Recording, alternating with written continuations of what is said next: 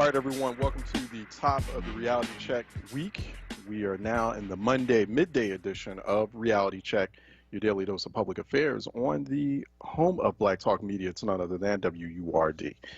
Welcome back to the program. Welcome to a hot and sweltering reality check of a week. We'll get into that in just a few seconds, but welcome to the program. I am your host, executive producer, and also creator of Reality Check, Charles Ellison.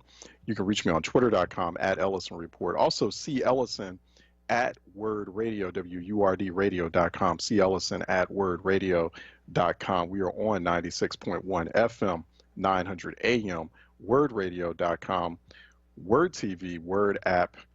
It's the home of Black Talk Media in Pennsylvania and beyond. So welcome to the program. Phone lines are open at the moment at 215-634-8065. Toll free, it is 866-361-0900 here on Reality Check.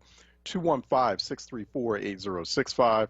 Toll free, it is 866-361-0900 here on Reality Check. We want to know how you are doing in the heat. How are you doing in the heat? You know how I feel about heat, and especially heat waves, and especially when those heat waves become public health emergencies. So it is currently 91 degrees in Philadelphia. It's we're not even, we're about halfway through the morning. It's early in the morning, and it's a hot and very stuffy 91 degrees when it really shouldn't be, but it is. And you can thank climate crisis for that. You can thank all that pollution in Philadelphia as well, all that unchecked pollution, air pollution in Philadelphia as well. So it's 91 degrees. We have an excessive heat warning in effect in southeastern Pennsylvania, and that excessive heat warning will remain in effect until 8 p.m. this evening. So folks out there can dismiss me all they want and feel like this conversation is non-essential because it's just heat, and that's what happens during the summers. This is highly unusual. We have a, if we didn't have the pollution, if we didn't have the climate change and the climate crisis, which has been instigated or tripwired by excessive and very dangerous human activity, we wouldn't have this kind of heat, and you also wouldn't have the kind of non-responsive government that's not worrying about people's health and the health of. This is a very serious health issue for cities like Philadelphia and elsewhere as well. So please check in. First, check in on your children, particularly those who have respiratory conditions like asthma, for example. Already dealing with respiratory illnesses and conditions like asthma. You know, you've already been kind of struggling with that. And please do check in on the elderly and try to stay cool, although I know that it's extremely difficult because of a limitation of public spaces being provided as cooling centers. And I understand, as someone who grew up without air conditioning and now, you know, am in a better position where I can have it in my household, I understand how very difficult it is not to have air conditioning. I understand how physically tough that can be as someone who grew up through that, and how mentally exhausting and how mentally aggravating that is. So just everyone try to stay healthy out there and try to stay hydrated. More importantly, please stay hydrated. So this is the first heat health emergency that has been declared for 2020, that has been declared by the Philadelphia Department of Public Health. We are going to have maximum heat index values for the foreseeable week, and we anticipate it'll be like this for all of, if not, or for most of, if not all of this summer. So I'm extremely worried and concerned about people out there and about folks' health, and a bit aggravated by, you know, the fact that we are in the midst of a pandemic while that's happening, and So just please just continue to stay healthy and hydrated. 215, tell us how you're doing in the heat. 215-634-8065. Toll free, it is 866-361-0900 here on Reality Check. 215-634-8065. Toll free, it is 866-361-0900 here on Reality Check. The heat and the heat index values in Philadelphia will make it hotter than Houston, Texas, and also Atlanta, Georgia. So that's down south. So we're supposed to be up north, and things are supposed to be just a little bit cooler up north, but we're actually going to have a hotter Philadelphia than you have a hotter Texas or Georgia. That's how hot it is in Philadelphia right now. Heat-related deaths are no joke. It's something that's been serious, and over the past nearly 20 years now, we've had in excess of about, I saw this data point recently, about 12,000 deaths that have been recorded that we know of, 12,000 deaths over the past 20 years related directly to heat. And that's directly correlating with the increase of heat index values and these constant heat waves. They get worse inside the cities, particularly when we have the urban heat island effect that takes effect. And there, especially as in Philadelphia, which is interesting, right? It's amazing that Philadelphia has this problem when you consider natural ecological beauties like Fairmount Park, but Philadelphia, particularly in its more distressed areas, has a tree canopy problem. There's very little tree canopy. So planting more trees, believe it or not, I know it seems simple. People are looking for, like a much more complex solution, but planting trees could be doing a whole lot, especially right about now. But lack of tree canopy, actually lack of shade, makes heat index values all the more worse and all the more destructive in a weather zone like this. 215-634-8065. Toll free, 866-361-0900 here on Reality Check. So everyone just please stay careful, stay hydrated, drink plenty of water.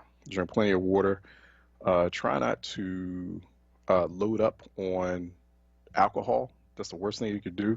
Just drink as much water as you can. Philadelphia Water Department says the water is safe. So if you can't get to the bottled water, you can't get any bottled water. Oh, by the way, do not keep your bottled water out in the sun. Do not keep your bottled water. Do not buy from stores that have bottled water out in direct sunlight, and do not keep your bottled water out in the sun. You actually make that, especially if you have plastic bottles. Do not do that. That actually contaminates the water. So that's also another thing too when you have like hot heat like this. And please do tell your local grocery store if they have packages of bottled water sitting outside the store in the heat because they're putting them up for sale. Please tell them to bring those bottled waters back inside, that they're actually contaminating the water because the heat actually melts the plastic, or it triggers the plastic to actually emit toxins, because plastic is actually, when it melts, it's a toxin. So it's fine when it's just room temperature, it's cool. But then you just put it under direct heat, you're basically melting the plastic chemicals into your bottled water. So, like a lot of folks don't know that. Please tell your local grocery store to cut it out if they have. I've seen some grocery stores where like they had a water outside and had to tell store managers, you need to take that back inside, son. You contaminated, you're selling contaminated water in effect when you do that. 215-634-8065. Also, the Philadelphia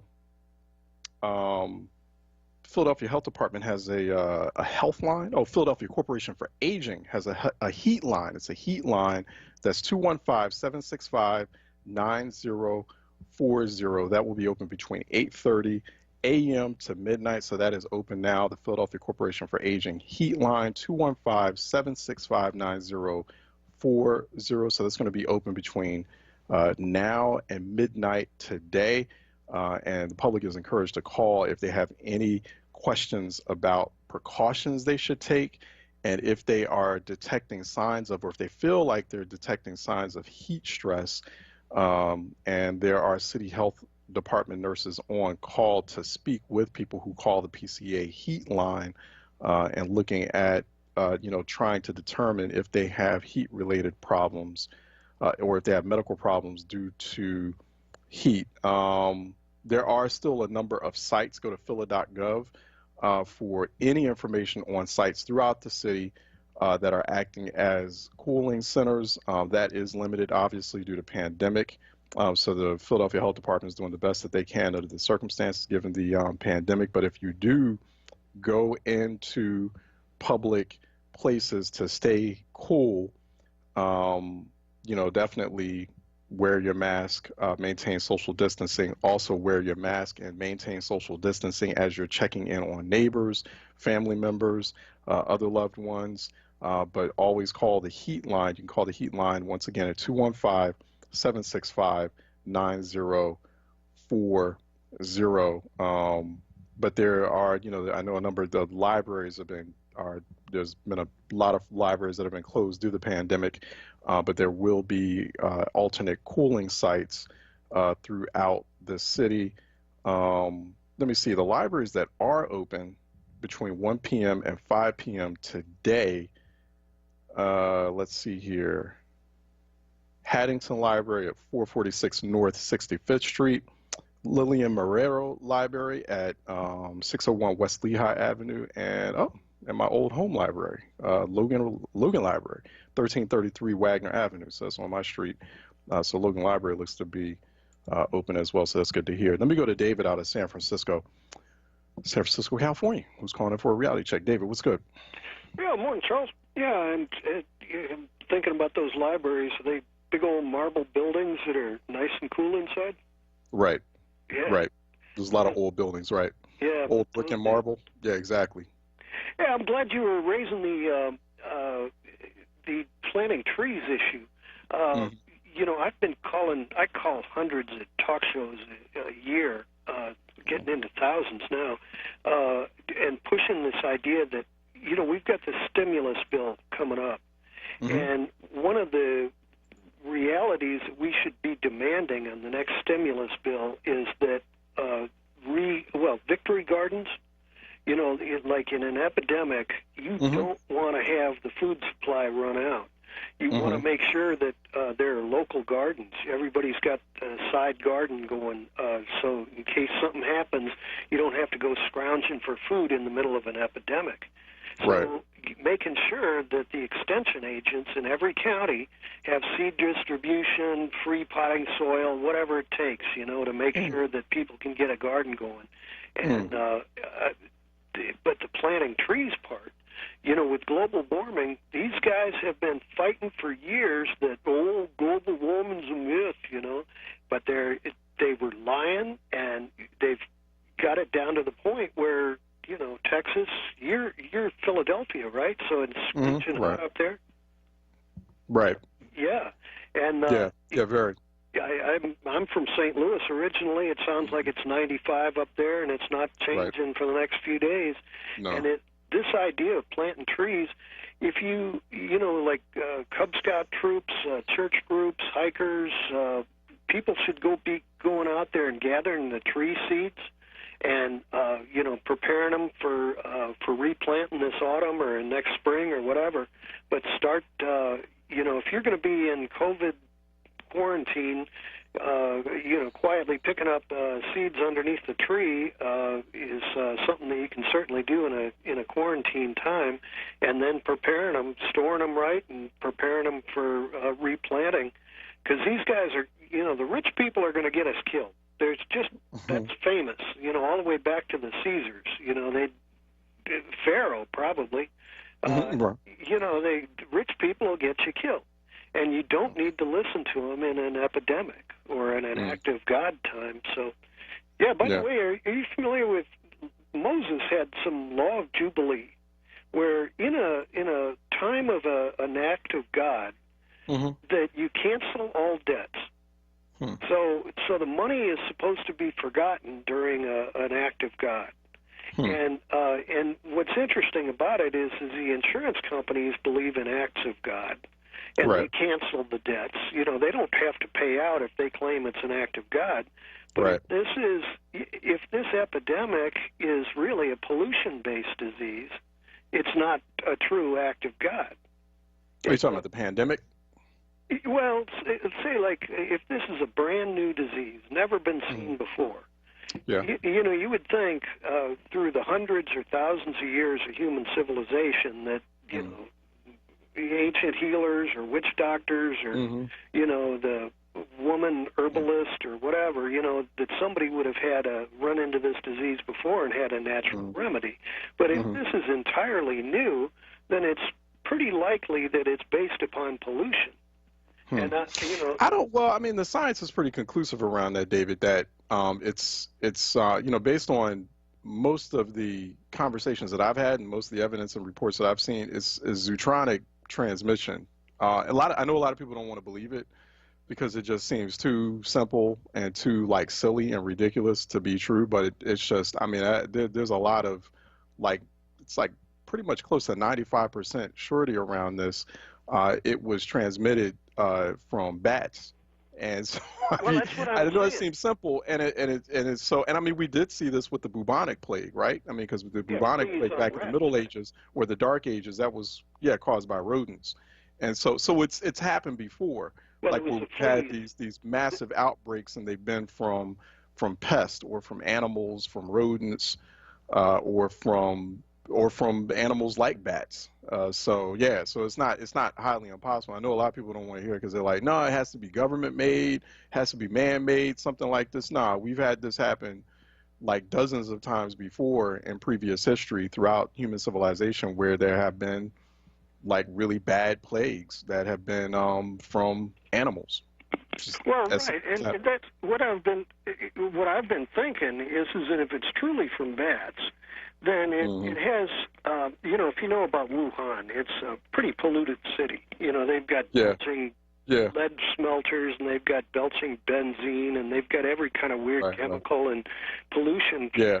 And so you got what bugs are able to survive in there are eaten by bats. And then, that's interesting, yeah. And then the poorest people in town are forced to eat bats. And, I don't even believe that China is communist. If they've got sweatshops in China, they are not workers of the world unite.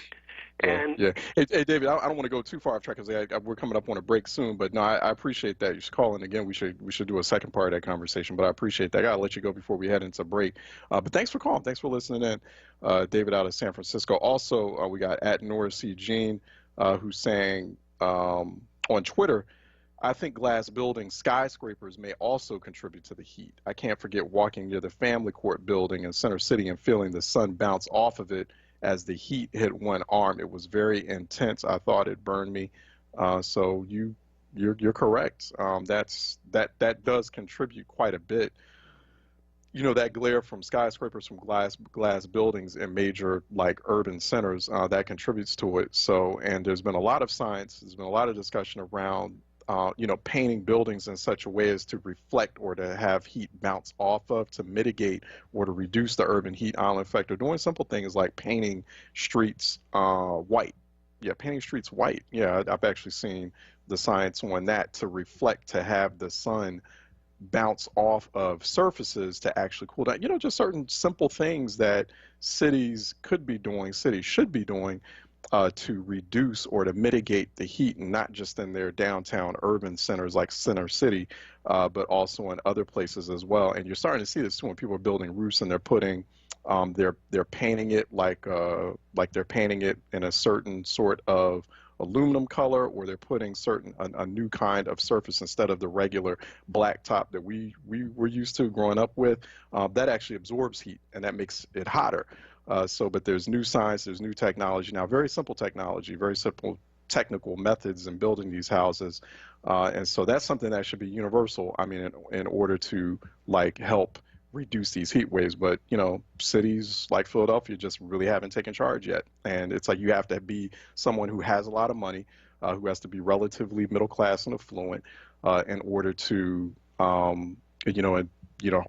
be in a kind of position to do something like, for example, buy an air conditioning unit, or to do some simple heat reduction measures around your house or around your apartment complex or whatever. You got to have money to do that. I think that's just sad and unfortunate. That's just not working out for any community at all, and it's just very common sense. And it's just measures that a city could take. So heat, very important. Yes, we did take up a full segment talking about the heat because I want everyone to be careful out there, and also to be very aware that heat and heat waves, this is a public policy issue. This is an issue that you need to put pressure on City Hall or wherever you are. You need to put pressure on your city, state, and federal officials about. This is climate crisis in full effect, and we're all on the front line of it. And so it is that serious of an issue, and something's got to be done about it. There are things that can be done and steps that can be taken. But in the meantime, until those steps aren't taken, we're just going to see thousands of people get either hurt or worse. And so, it's not a good look when we have a pandemic and now like a massive destructive heat wave on top of that. All right, let's take a quick break. And when we come back on the other side, we'll be heading into Pressing Matters National.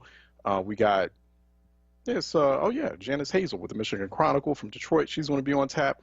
Also, Oseye Boyd with the Indianapolis Recorder, Black newspapers in effect, from Detroit and Indianapolis are going to be on Pressing Matters National next here on Reality Check, 96.1 FM, 900 AM, WordRadio.com, Word TV, Word app. Stay tuned. We'll be right back. Check out the Source lineup on Word Radio.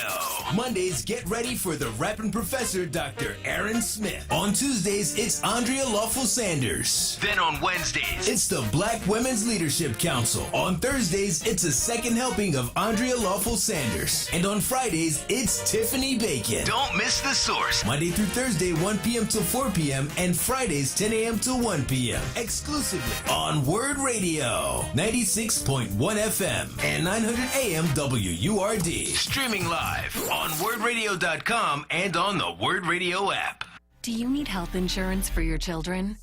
The Children's Health Insurance Program, also known as CHIP, provides quality, affordable health insurance for Pennsylvania kids. CHIP ensures that kids can go to the doctor, receive health screenings and vaccines, and get what they need to live a healthy childhood. Families can be covered by CHIP no matter how much money they make. If you've experienced a recent change in employment or income, CHIP may be a good option for your family. Visit chipcoverspakids.com to apply or learn more. Paid for with Pennsylvania taxpayer dollars. Listen live at wordradio.com. This is Kelvin Jeremiah, President and CEO of the Philadelphia Housing Authority. At PHA, we remain dedicated to serving our more than 80,000 residents during these challenging times. We have been providing masks to all PHA residents and access to healthy meals for kids. Our offices are closed to keep everyone safe, but residents can pay their rent online at pha.phila.gov. The Philadelphia Housing Authority is opening doors to opportunities. Reality Check with Charles Ellison right now on Word Radio and wordradio.com. All right, welcome back to Reality Check. We're heading to Pressing Matters National. Joining us is Janice Hazel. Janice Hazel, contributing writer for the Michigan Chronicle, Detroit-based Black newspaper up there in Detroit, Michigan. She's joining us, regular contributor too, here on Pressing Matters National. And Oseye Boyd. Oseye Boyd is chief editor for the Indianapolis Recorder, which is the chief Black newspaper in Indianapolis, Indiana. Both joining us here on Pressing Matters National. How are you both doing? I'm fine. How are you doing? All right, good. Thank I hope you you're for both having me. Fantastic here in Detroit. Yeah. All right, excellent. I hope you're both staying safe and healthy and cool as well. Oseye, I want to start with you. I want to get a sense of, it's been a while since we last talked to you, and just how things are going amid this pandemic. How are things in Indianapolis? How have things been in Indianapolis and just in Indiana statewide? I just want to kind of check in with both of you and looking at your respective cities and how things are going, particularly for Black communities in a place like Indianapolis. Well, things are going pretty much the way they're going every place else. You know, we by and large make up the most cases of COVID-19 as well as the most deaths. So our state we run a little bit different from our state when it comes to the reopening process and the masks. We have to all wear masks in Indianapolis and Marion County. They're not doing that statewide. We started our reopening process up a little bit later than the state. So we're on different timetable, just kind of watching what's going on, how's it affecting us, and just really hoping that, we come out in in a good place, hoping that we all understand how serious this is. I think most Americans, well, not, I shouldn't say most Americans, but I think Americans by and large, some still feel that there's some other things going on. And so people aren't taking the social distancing measures or the mask. You know, they're not being as safe as they should. Some people, you know, think this is a hoax or think it's some kind of democratic scheme to, you know, to win elections, and it's become very politicized. So I think do you see like the nationally, difference? Is there a big difference between like the, you know, Indianapolis proper, you know, and the more urban centers, urban locations in that area, and the suburbs, the surrounding rural areas? You know, there's a difference in attitude between black people in Indianapolis and also white people in and around Indianapolis in terms of the politics of that issue?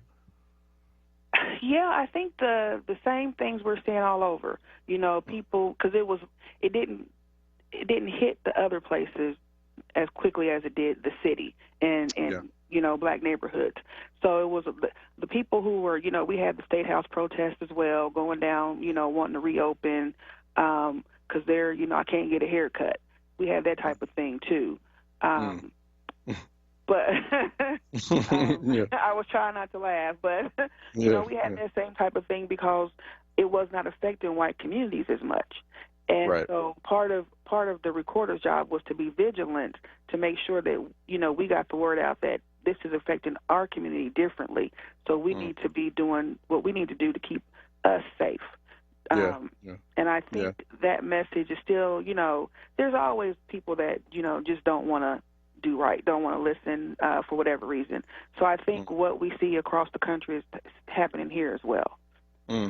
Yeah, talk a little bit, Janice, if you could, about like what's happening in Detroit right now, because, you know, we have coronavirus cases on the rise, and so we're seeing the same thing in Detroit as well, and just how are things shaping up economically too? We have more cases, and thank you for inviting me. It's glad to be back with you. There are more cases of the coronavirus, but fewer deaths, thankfully. There's been a trend of that for the past few weeks. In Michigan, in Wayne County, and in Detroit specifically.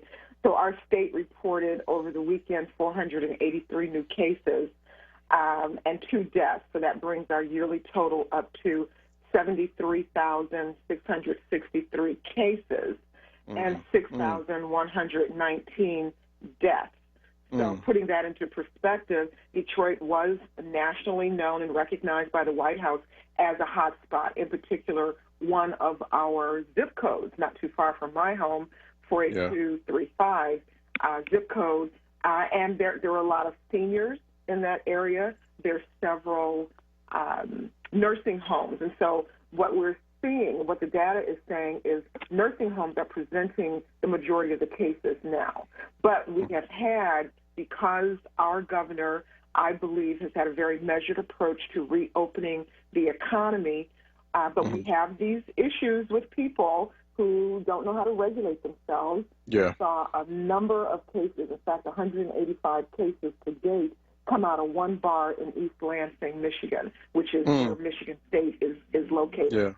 I heard about that. That was like the super spreader case. I heard about that case. That was, exactly. And what I see in Detroit, in the downtown areas, when I've gone out, which has not been that often, but when I go out to the grocery store and whatnot, I see I don't know if you all have this, but there's this trolley car, old-fashioned trolley car, that people are sitting around and they're pedaling, which is what's moving it, and they're drinking.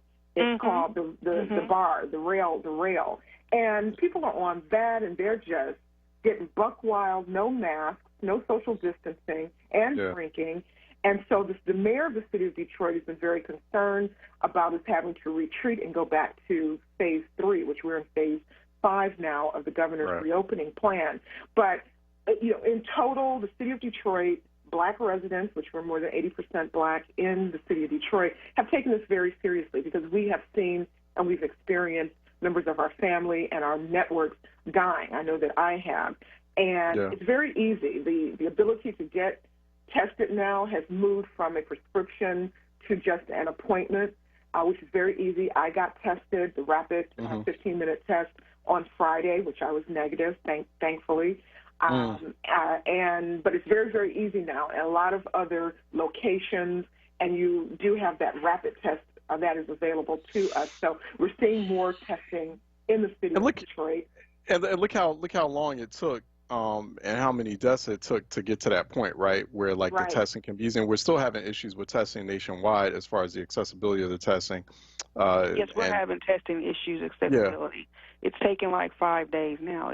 We did have where you could get tested immediately, and now as we've kind of moved into 4.5, because we haven't really went to 5 yet. So as we move into 4.5, testing is now being a little more difficult to get. I know someone who's waiting. They took a test, I believe, Wednesday, so they're still waiting on results. And it's like, you have to constantly take the test.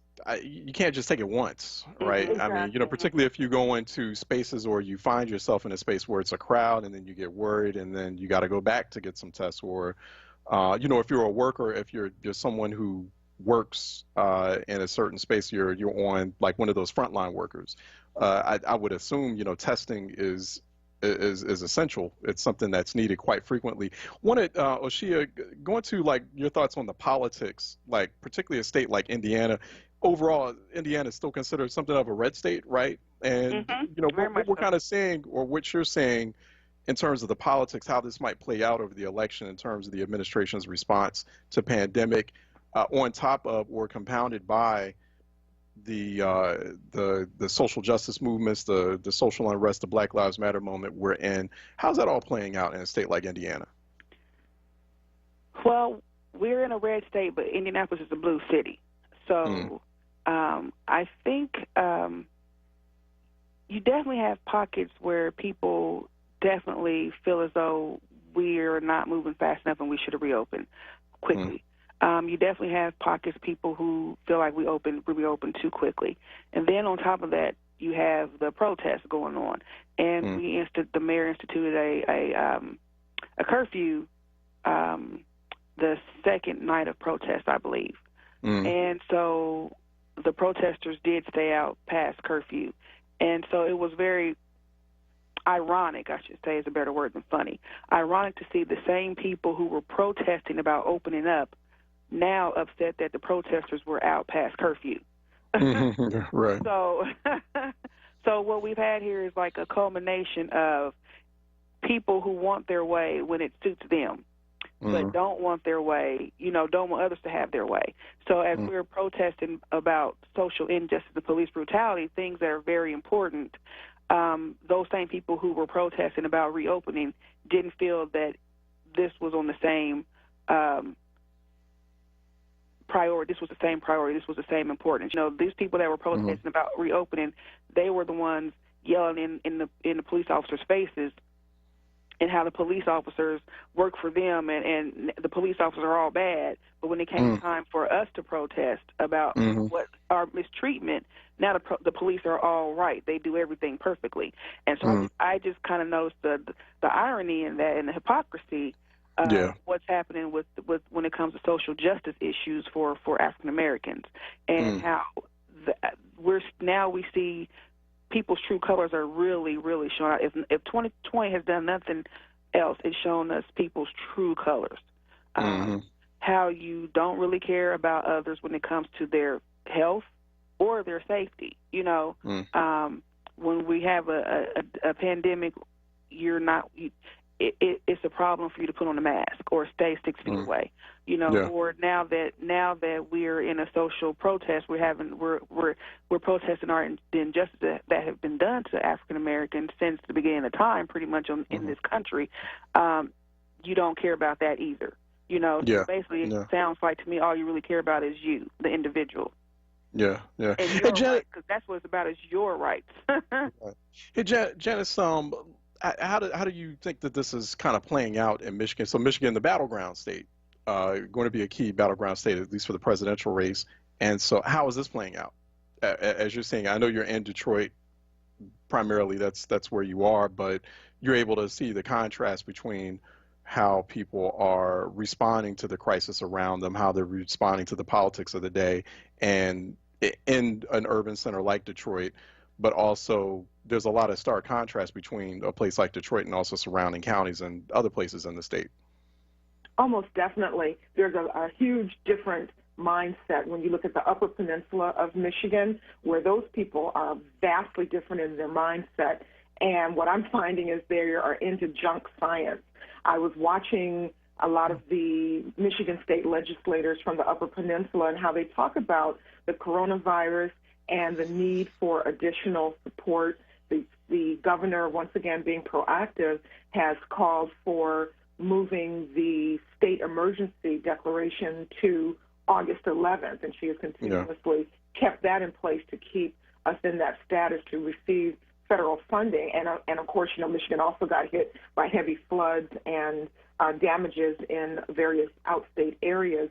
But the mindset of people in our suburban Detroit areas and when you get further up north are very, very different. They don't see this as a problem. They are huge Trump supporters. They believe that this is a hoax. When you see the man and woman on the street interviews on broadcast television, they don't believe there's a problem. They do not believe that masks are of any assistance. And this is what their state legislators are also saying. I was watching them on various roundtables yesterday, and it's just amazing. And a number of my white friends and colleagues who live in these other areas of the state, many of them who are Republicans or they have not stated what their political affiliation is, they are now saying that they're pretty horrified by what they're seeing and hearing with regards to wear a mask, protect not only yourself but those around you. It's really to protect others around you. That is, as your other guest said, it's this me find me attitude. I don't care. A state legislator, Bo Fab, from the Upper Peninsula, he said yesterday on television that he's 28 years old.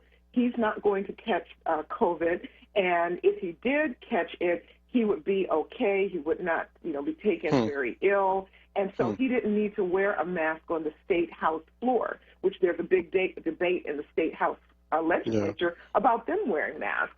We've had people murdered in and around, none in Detroit, thankfully, but they've been in suburban Detroit areas and then further up in the state, where we just had last week a 77-year-old white man freaked out when he was asked to wear masks. The governor just put a mandate, an executive order in place where you must wear a mask now throughout the state or you'll get a $500 fine. He scared a police officer over that. We had a black family shoot and kill a security guard at Flint, Michigan, when the mother went into a dollar store. Security asked her to wear a mask. This was 2 months ago, before the state mandate.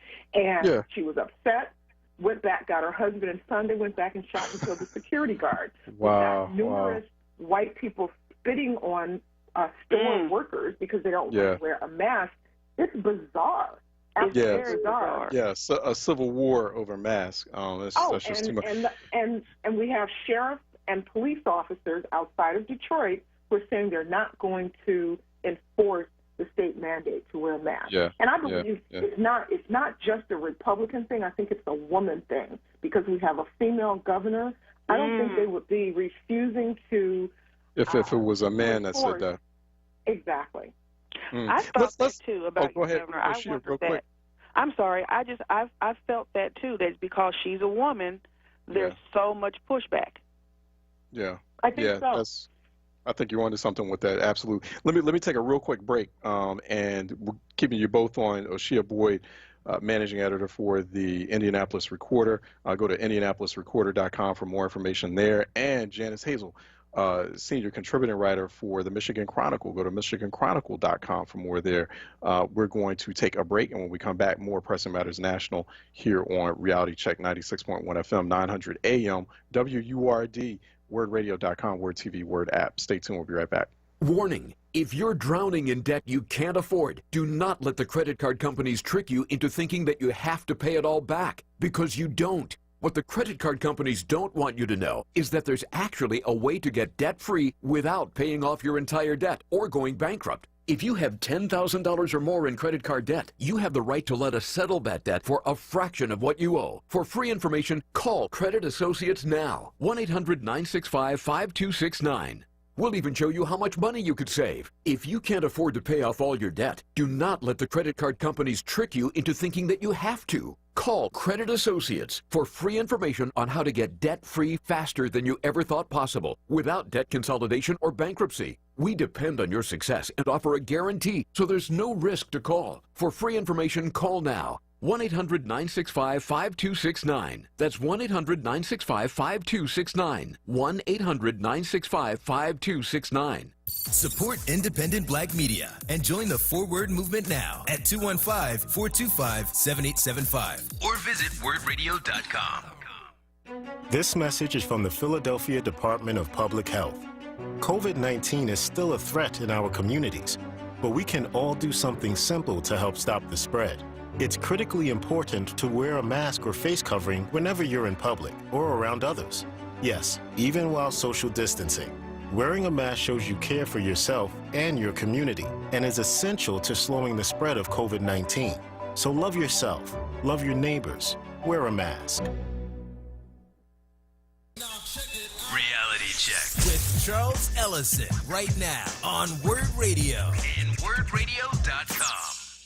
All right, welcome back to Reality Check. We're talking with Janice Hazel, Michigan Chronicle, also former senior congressional staffer for the late John Conyers, and also Oshia Boyd is managing editor, chief editor for the Indianapolis Recorder. For more on that, go to the indianapolisrecorder.com. For the Michigan Chronicle, go to michiganchronicle.com. They're joining us here as our Pressing Matters national roundtablist. Oshia, I wanted to kind of get your thoughts on the passing over the weekend of John Lewis. That was a lot more controversial than it needed to be. Obviously because of like all these hypocritical condolences from people who've spent a whole, like if you've built a whole career out of eliminating or working overtime to eliminate voting rights, like don't even bother with the condolences. Like I just don't want to hear them from but they came out in numbers and droves on social media and elsewhere for John Lewis, who, I mean, he literally took it on the head and on the chin, literally fighting for voting rights. And so I wanted to get your initial thoughts on like how that played out politically. It's still playing out even after the weekend, his passing, his transition being a lot more political than I think a lot of folks expected it to be. Yeah, isn't it kind of strange? I mean, we're just in a strange place in general. Let's just be honest. Mm-hmm. This 2020 is just strange. So to watch people who, as you said, just, never really cared about voting rights, who have done everything they can to make it hard to vote, now want to say and honor John Lewis, and actually, and did some many disrespectful things to him when he was alive. You know.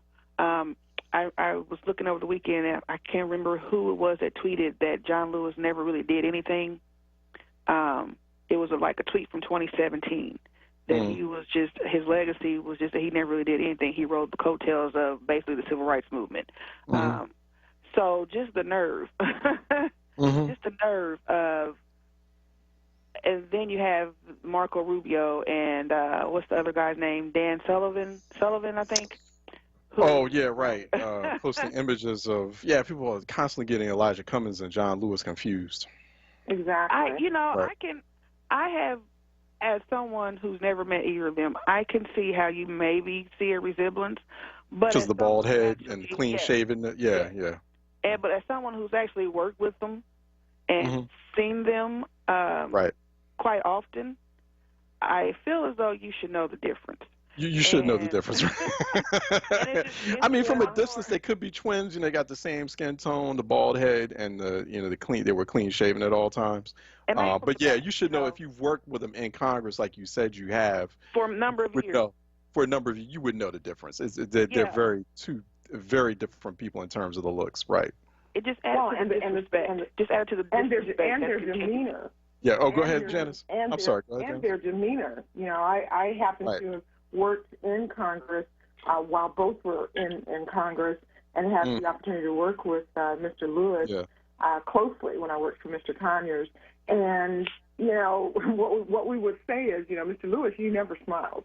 As I was going through photos to try to find, photos to post, back in those days, the 80s and 90s, we didn't have the luxury of cell phone cameras, and really we weren't taking pictures and selfies of ourselves because we were always working. But it is an insult to have these senators giving their tribute to honor the late congressmen, and they spent their time trying to work against them, and it's really amazing how they come out of and I think in this current climate, they're trying to grab onto anything to make themselves look less racist and quite frankly, anti-black, and anything that would support the African-American life here. So I think that's what we are seeing because, again, having worked, in that environment with both of them, and I am a black woman, I see the difference. But it just underscores how white Americans, and certainly those in the halls of Congress, they don't see us. They honestly don't see us. And this is part of that. And I've seen that. I've seen that play out, too. They don't see – someone who used to work as a staffer on Capitol Hill, too, how invisible – not just, bad enough with the black staffers, right? Even black senior staffers, who can be extremely invisible to other white colleagues or white staffers. I've been in multiple. You can obviously attest to this too, Janice. But I've seen how the Congressional Black Caucus members themselves can become invisible or disrespected, outright disrespected. I've seen instances where white congressional staffers have outright disrespected black members of Congress. Seen that time and time again. And of course you can talk about that, Janice. We could talk about that for days.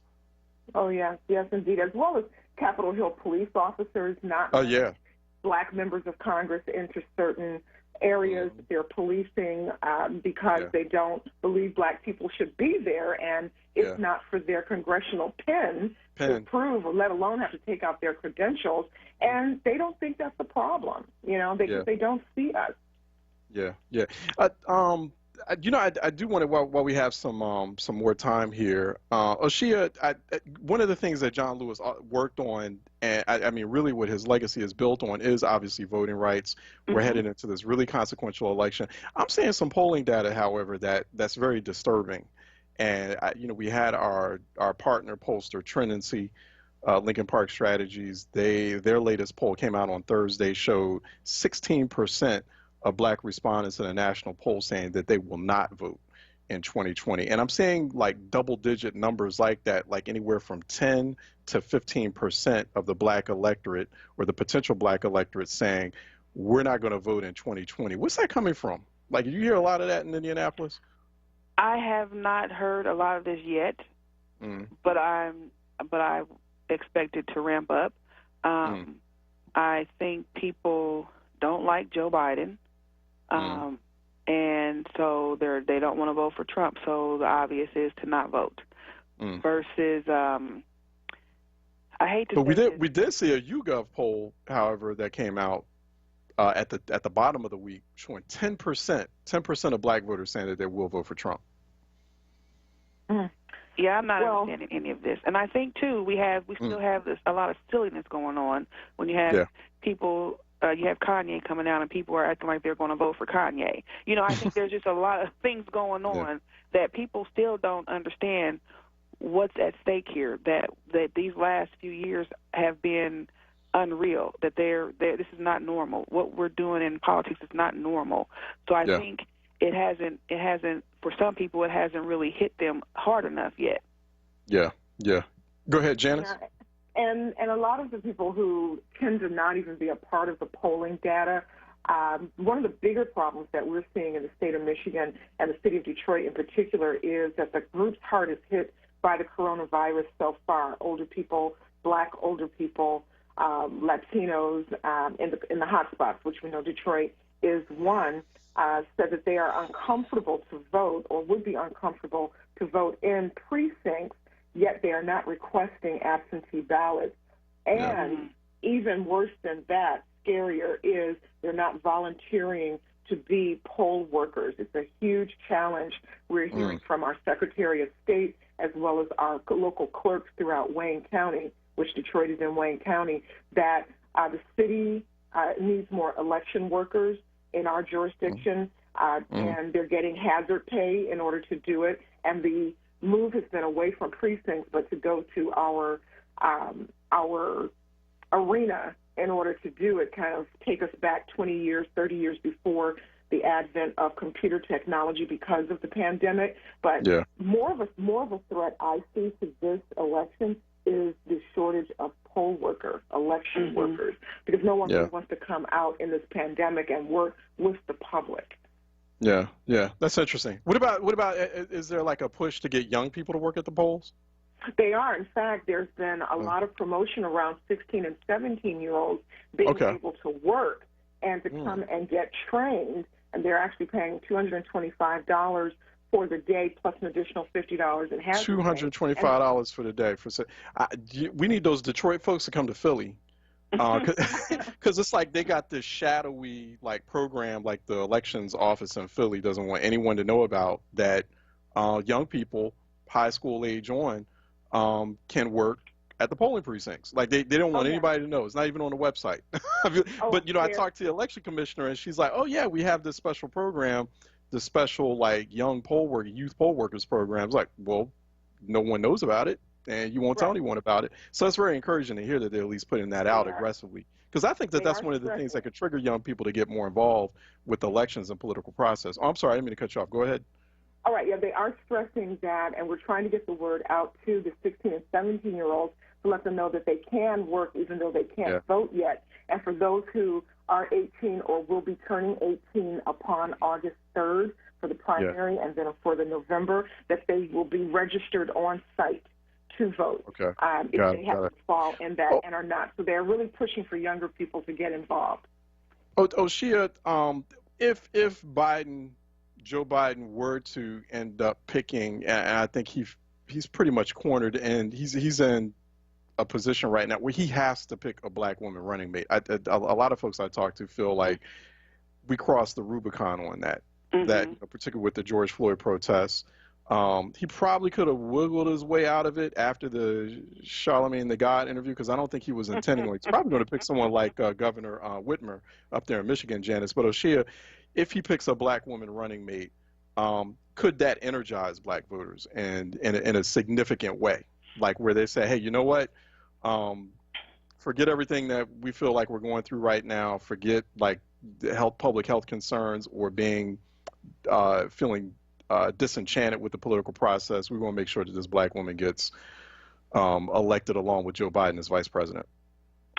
It could, but it could. But then you also have the other side who will say, this black woman is now pandering to this white man. She's selling her soul to the white man. So I think there could be those of us who want to see a black woman in the office, who are excited, who rally around her. And it adds a little more excitement to the race, as you said. But then, you have those pockets of people, those voices who, and many times they just tend to be the ones on social media. They are probably the ones who are not voting in the first place. They just like to stir up the pot. But I definitely think that you're right. It could add some excitement because we've never seen that. So that is definitely something that's different. And if we're going to have a celebrity in chief, why not a black woman be vice president? It's past time. Yeah, no, it is. Go ahead, Janice. Jump in on that. Well, as far as like the black, and who should that black woman be, right? Well, I have the honor and the privilege of working for Congresswoman Shirley Chisholm, who is our first actual black presidential candidate and hopeful. And who should it be now? Well, what I'm hearing on the streets is that my soror, Kamala Harris, that they're still holding her position as a prosecutor and a district attorney or state's attorney against her for prosecuting black men. And so don't know that that's going to really bring the excitement that we like, even though she's supposedly high up in the ratings. Tammy Duckworth, I don't know if she doesn't do anything for me or any of the people that I talk with. But then there's Karen Bass, who a lot of people don't know, but who brings a lot. Val Demings, as we talked about a few months ago, brings a lot. I'm still putting my money. I'm still putting my money on Val Demings too.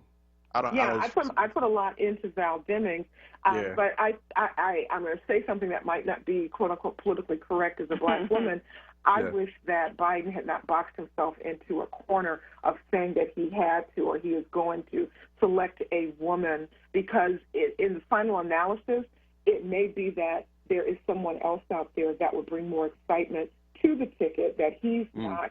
And it might even be that that's a man, if he were to take the mantle, which is Cuomo, Governor Cuomo, who was able to do a rough and tumble with the likes of the incumbent. And so I don't know how it's going to play out. Our Governor Whitmer, she has said she has no interest in going to Washington and will not be going to Washington, but we know how these things can. Yeah, we got that played out.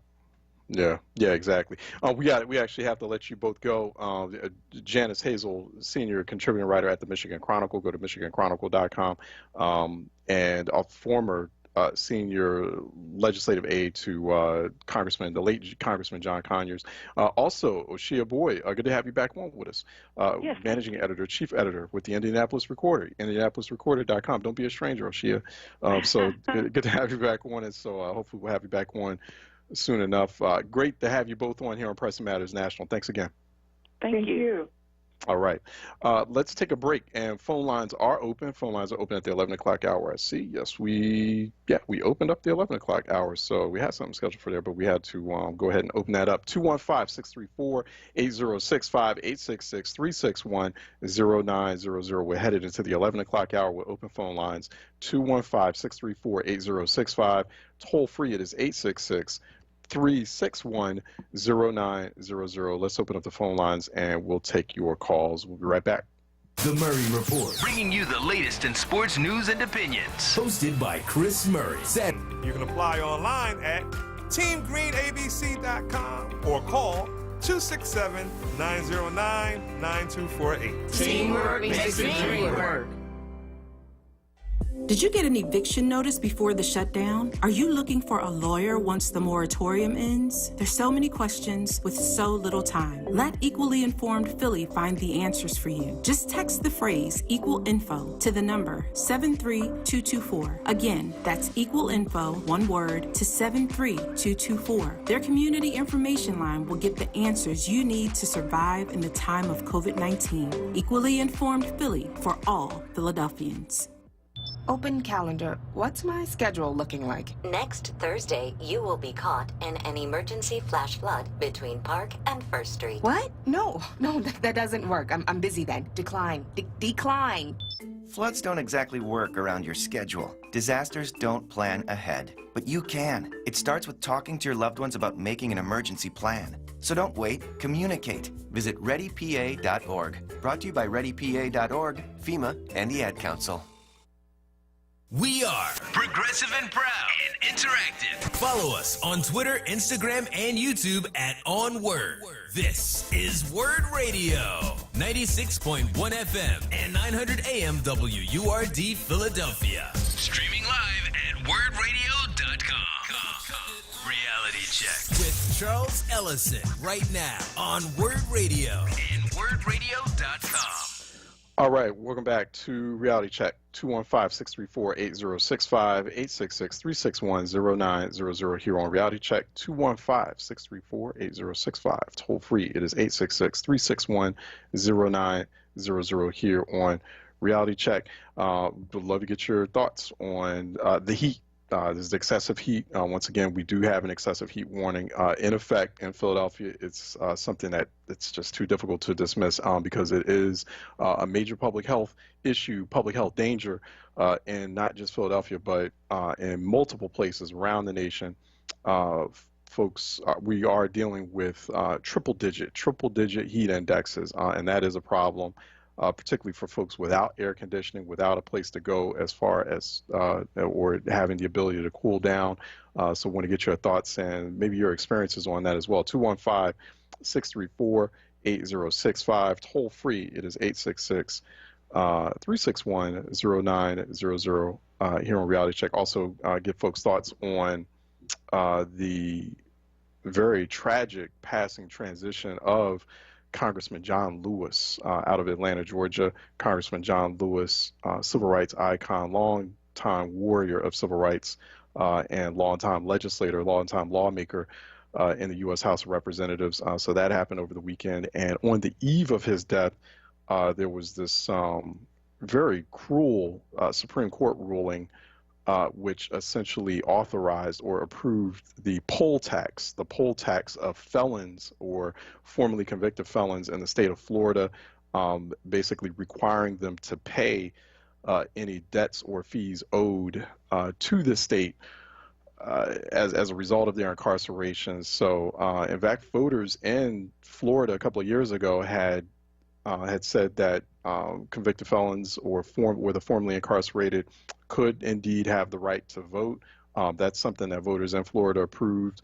Republicans in Florida snapped back and took that to court, and Supreme Court essentially saying that the formerly incarcerated have to pay their debts back to the state before they can register to vote. So that is nothing but a poll tax, and that's something that John Lewis died for. So it's just this kind of cruel, very ironic twist that happened right on the eve of his death, so it's just some very interesting times, very regressive times that we live in. The very high rate of it, going back to that conversation I was having with Janice Hazel and also Ashia Boyd. It's very good, disconcerting. Just a high rate of potential black voters or eligible black voters saying that they're not voting, and that could be for a number of reasons. That could be for well, at least what Trinity is saying, that a lot of the social media misinformation that's casting doubts on the election and on the process, a lot of that might be working with black voters more so than probably some of the public health concerns that people have about going to polling locations, et cetera. So that's also disconcerting. So because it's a few people out there who were, throwing condolences at John Lewis, but then are discouraging black voters from doing what they need to do in November. So it's like, if you're not for voting, you really weren't for John Lewis. So you can keep your condolences to yourself, because that's what he literally took blows to the head for. He literally had a lifetime speech impediment as a result of that, fighting for voting rights. It's a big bloody fight where people lost their lives in order for people to exercise a very simple right. And there's a high number of black people. And this is actually, now we have a situation where I'm looking at poll after poll, including the polls from our partner at Trinity that just came out, where the black electoral demographic is the most likely to say that they will not vote in 2020. But yet this particular election is the most consequential, is the most high stakes for black people, compared to any other demographic. Yet we're the most likely to say that we're not voting. We're our electorate in higher numbers when you compare the demographic, the various demographics. Our electorate in higher numbers saying that we won't vote. And so I'm just continuing to be sort of stunned by that. And and it's, just deep thoughts about that, particularly with the passing of John Lewis, who built his entire life around that fight for voting rights and helped pass that Voting Rights Act in 1965, was on the ground in those protests, helping people get that done. Let me go to Frank out of West Philly, who's calling in for a reality check. Frank? Good afternoon. Good morning. Hey, good morning. Just 2 quick points. The first point is Michelle Obama for the U.S. Supreme Court in place of Ginsburg. Every lawyer covets that position. So, you can put pressure on Biden, and I think Biden would eat that up because of Barack. And I think that would be a good replacement for Ginsburg, number one. Secondly, people, black and white and Hispanic, they vote their interests. And when I used to run campaigns, I never asked black folks to vote. I tell black folks what you're going to lose if you don't vote. One, you're going to lose a significant cut in your SNAP program, Social Security, Medicare. Number one. Secondly, Biden's going to put more African Americans and Hispanics in his cabinet compared to Trump. Okay, those are just a few things that I have a laundry list of them that I don't ask African Americans to vote because you're asking them to do you a favor. No, you got to do your children a favor. Okay, if you're not going to do it for yourself, do it for your children. Do it for your next door neighbor. Biden will put more money in the educational fund for vocational programs, academic programs. Okay, Trump is not going to do none of the above. Now you have a problem with Biden? You really better have a problem with Trump. Right. No, that's a good point. It's very very curious. I haven't heard that one yet about like putting Michelle Obama on the Supreme Court.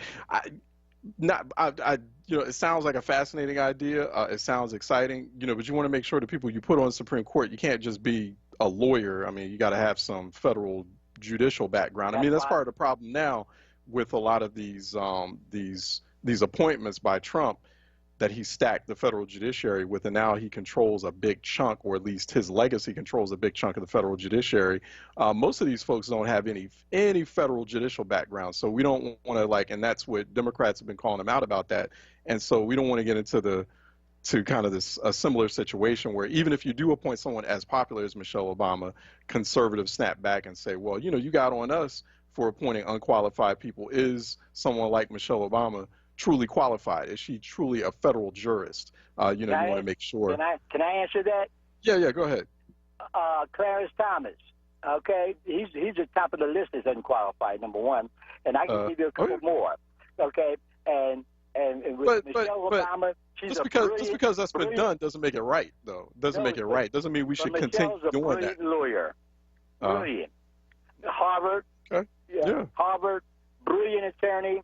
She is brilliant. Do the right thing. Okay, so she's unqualified. She's totally qualified to be on the U.S. Supreme Court if she wants it. And most lawyers covered that. I mean, that's why we go into practice most of us to be a judge. But I think Biden would pick more liberal, qualified judges than Trump will select on any day of the week. Oh yeah, Everyone of course. knows that. I think so. And I think it would be exciting. I mean, if Biden were to announce that today, or use that as one of his big summer splashes, right? Hey, I'm going to appoint Michelle Obama to the Supreme Court. It'd be a lot of excitement around that. A lot of folks will come out and vote for him on that alone, on the strength of that alone. So, but there would also be a lot of folks who might get mobilized in opposition to it. So, but I think it's a rather intriguing idea. Hey, Frank, thanks so much for calling. I appreciate you, Mr. Frank. Thanks so much. Let me go to Jacob out of Olney, who's calling in for a reality check. Jacob? Hey, peace be unto you, my brother. Peace. What's happening? All right. Yeah, I was listening to the program, and I, heard you talking about the fact that some African-American people, going to be complacent and they're not going to vote. Yeah. I said this, really, I want every African-American to vote if you ask me. But if one African-American didn't vote, right, white people should vote to get this man out of there. If they see what's happening in Portland, Oregon, right, where peaceful protesters, and these are white people, being arrested and taken away, not even being explained to why, and just taken off by the, what would you call that, the SS? Like, if I was in Hitler's Nazi Germany, right, at the time, and I was in opposition, I'd just come up missing, right? So if we think that this is a joke, that this man is not serious about being a dictator and punishing his enemies, even if you speak against him, right? If these people say they love this democracy, apple pie, the flag, they better understand what they're working with. And to my brothers and sisters, if we don't understand how serious this matter is, out of all, and we just lost these great African-American leaders in C.T. Vivian and Mr. John Lewis. If we don't see by now the seriousness of that, I can't tell you nothing. You know what I mean? Right, I just say, I pray you have a good life, because if we don't do the right thing, I'm telling you, it's going to be rough. Yeah. So no, it will be rough. That's my little spill on this, man. No, I appreciate you, Jacob. No, thanks for those words of wisdom here on the Monday edition. 215-634-8065. Toll free. It is 866-361-0900 here on Reality Check. 215-634-8065.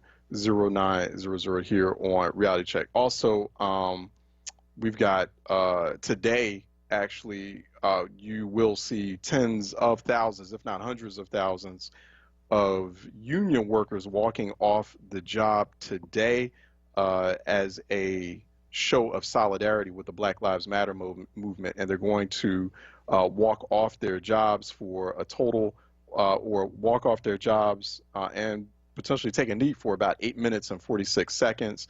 That was the amount of time that it took for a Minneapolis police officer to kill George Floyd by neck with a knee on his neck. So that also happening, being planned for today in conjunction with the Black Lives Matter movement, but also union workers making a statement about wage inequality and also working conditions, particularly during this pandemic, and a number of other issues. So just expect to be seeing that today as well. 215-634-8065.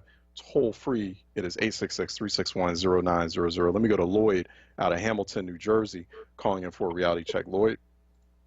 Yeah, how you doing? It's just what's happening? Yeah, it's incredible how the things that we're seeing, and people don't want to vote. And I mean, I can understand, because we're in a system that's not really trustworthy. And the one thing we have to remember is these words and the language that we're using, it was forced upon us to use this. This is our only means of communication, but it's an oppressor's communication. And then at the same time, it was against the law for us to learn this language. So we were already, discriminated against and trying to learn. So now that we are learning what's going on, it's like if you can't beat them, join them type of scenario. You know what I mean? Because we see, we teach. When I was taught to be respectful, to learn things, respect teachers and stuff like that. There were authorities that I was taught that were respectful. Now you have a very contradictory situation where the commander country does not respect people of authority that have expertise in certain fields because he goes off of his hunch. But at the same time, he wants you to go to school. He wants the kids to go to the schools so they can learn from these people he may question if they know what they're talking about. So we're in a big state of confusion, man. And only thing, I'm voting. I'm a registered voter. I just registered recently. I've changed my life. And, I mean, the only thing is very hard. It's very emotional, but we have to realize to deal with intellect instead of the emotion. You know what I mean? And that's what I'm seeing that's going on, because I get very upset. I don't want to pay attention to anything that's going on when I see things not going the way that I think they should go. But then I have to realize I'm not in charge. Even they're not in charge. Things are going to happen as long as we stay the course and we keep pushing, and we have great shows like this one, the Word Family, providing us information, and we have to show up. We have to show up to do what we have to do. So, I mean, the way that I'm going about it, man, I'm just reading things that do not interest me. I'm not watching the media like I used to, but I'm getting into the books. I'm trying to understand, because we got a long road ahead of us beyond whether this guy wins again or he doesn't win. There are millions of people that love his ideology, and that's the danger. That's true. Lloyd, let me let you go so I can bring on some good thoughts, some interesting thoughts coming from Lloyd out of Hamilton, New Jersey. Let me go to Sister Murray in Northern Liberties, who's calling for a reality check. Sister Murray. Hi, Charles. How are you? How you doing? I'm doing great. Thanks for answering my call. I appreciate that. I would like to pay my respects to Congressman John Lewis because he paved the way for you to be on this radio station, for me to be the strong black woman that I am today. And I urge everybody, I don't know how you could look at all this that's going on in this world, all these people that died, and you're not going to vote. I just don't understand. This man got beaten to death. It's the same thing that's happening right now as we protest all the time, and you can actually fix your list to say, I'm not going to vote for anybody is better than, I'd rather see you in there, Charles. Anybody is better in there than what's in there right now. So, Charles, I have two questions real quick, and I'll be very brief, and if you just give me a moment. Do you have any idea what's going on with the House with Martin Luther King, and are they still trying to raise money? Who's that now for Martin Luther King? You know, the House over in Jersey for Martin Luther King, are they still trying to raise money? Do you know what's going on with that? As far as I know, yeah, I haven't gotten an update on that in a while, but last I heard there was still like a, some sort of fundraising effort for that. Have you, in your constituents, thought about going to GoFundMe to raise money to help get this house back into shape? So, because it is historical, and that house should have been fixed. Yeah. Yeah, it is. So the King House in Camden, in Jersey. Yeah, and I have one more. So, what number do you have for the parents to be calling up to make sure that they do not open up these schools for these kids? Because we know that this is a setup. Your president is trying to kill each and every last one of us all. And we cannot allow our kids to get sick. I don't know how, they still got trailers out there at hospitals with bodies that they're still anticipating on filling up. What's wrong with us, Charles? What is wrong?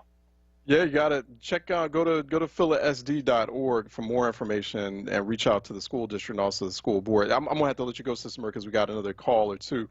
And also, I noticed your phone was a bit wobbly there, but thanks for calling. A lot of people concerned about that. Let me go to Mel out of Roxborough, who's calling in for a reality check. Mel? Good morning. Hey, good morning. First-time caller. I enjoy your show. Thank you. Wanted to talk a little bit about possible running mates for Joe Biden. Sure. The way I processed it is he's got to pick somebody who can be commander-in-chief. Mm-hmm. And I think that will energize voters. Mm-hmm. So I'm surprised I haven't heard Susan Rice as a possible running mate. Mm-hmm. She's on that very, list. She's very on that little list. confidence in the mayors, the black women mayors. And I've heard a lot about Stacey Abrams, but the lack of experience and the learning curve to step in as commander-in-chief, She's what off. are your Stacey thoughts on Abrams. Susan Rice? Yeah, so Stacey Abrams is off the list. Okay, good. I've heard from sources she's off the list. And people have some issues there. Susan Rice, her name is on that list.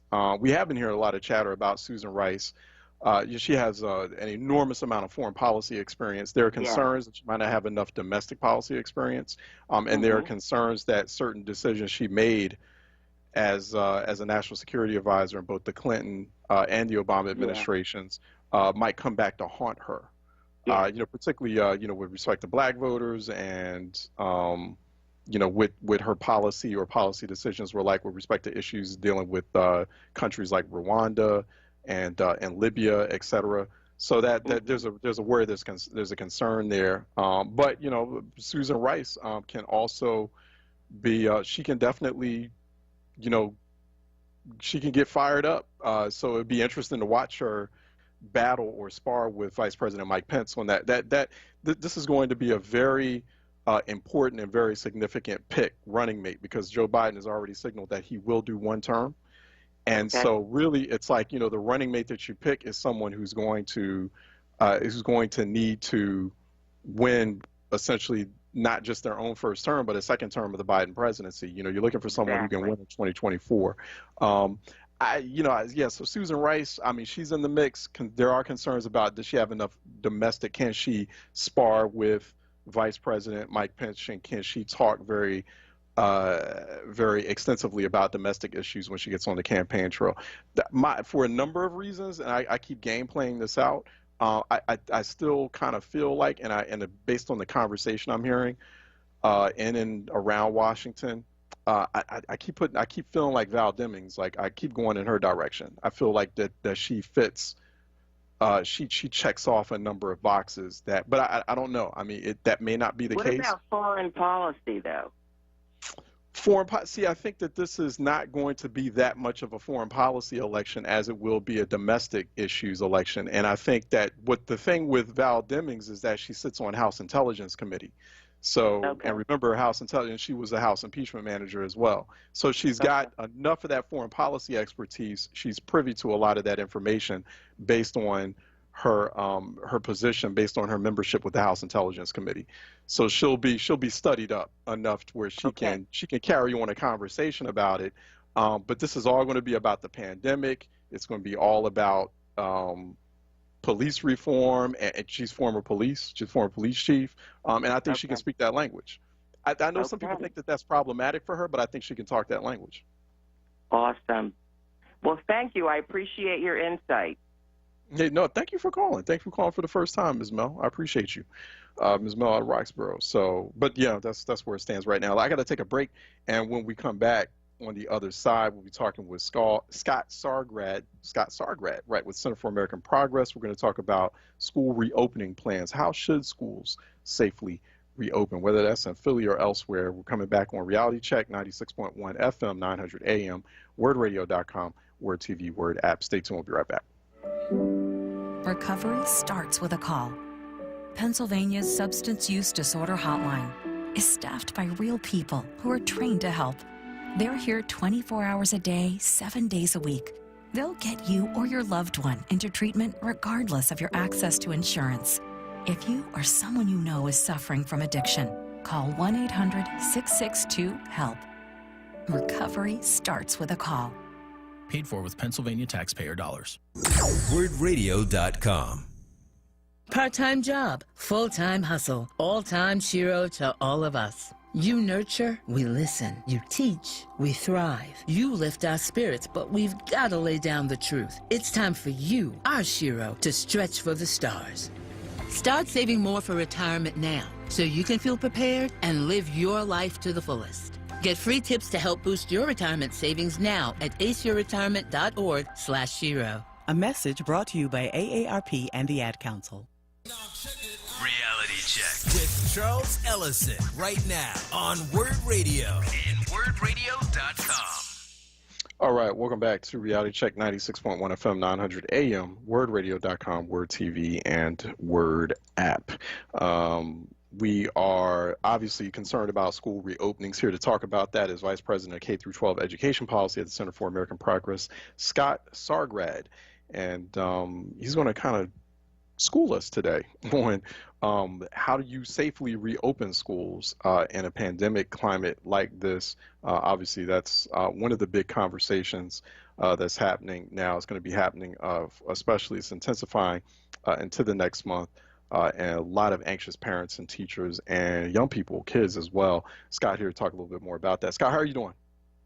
Great. Thanks so much for having me.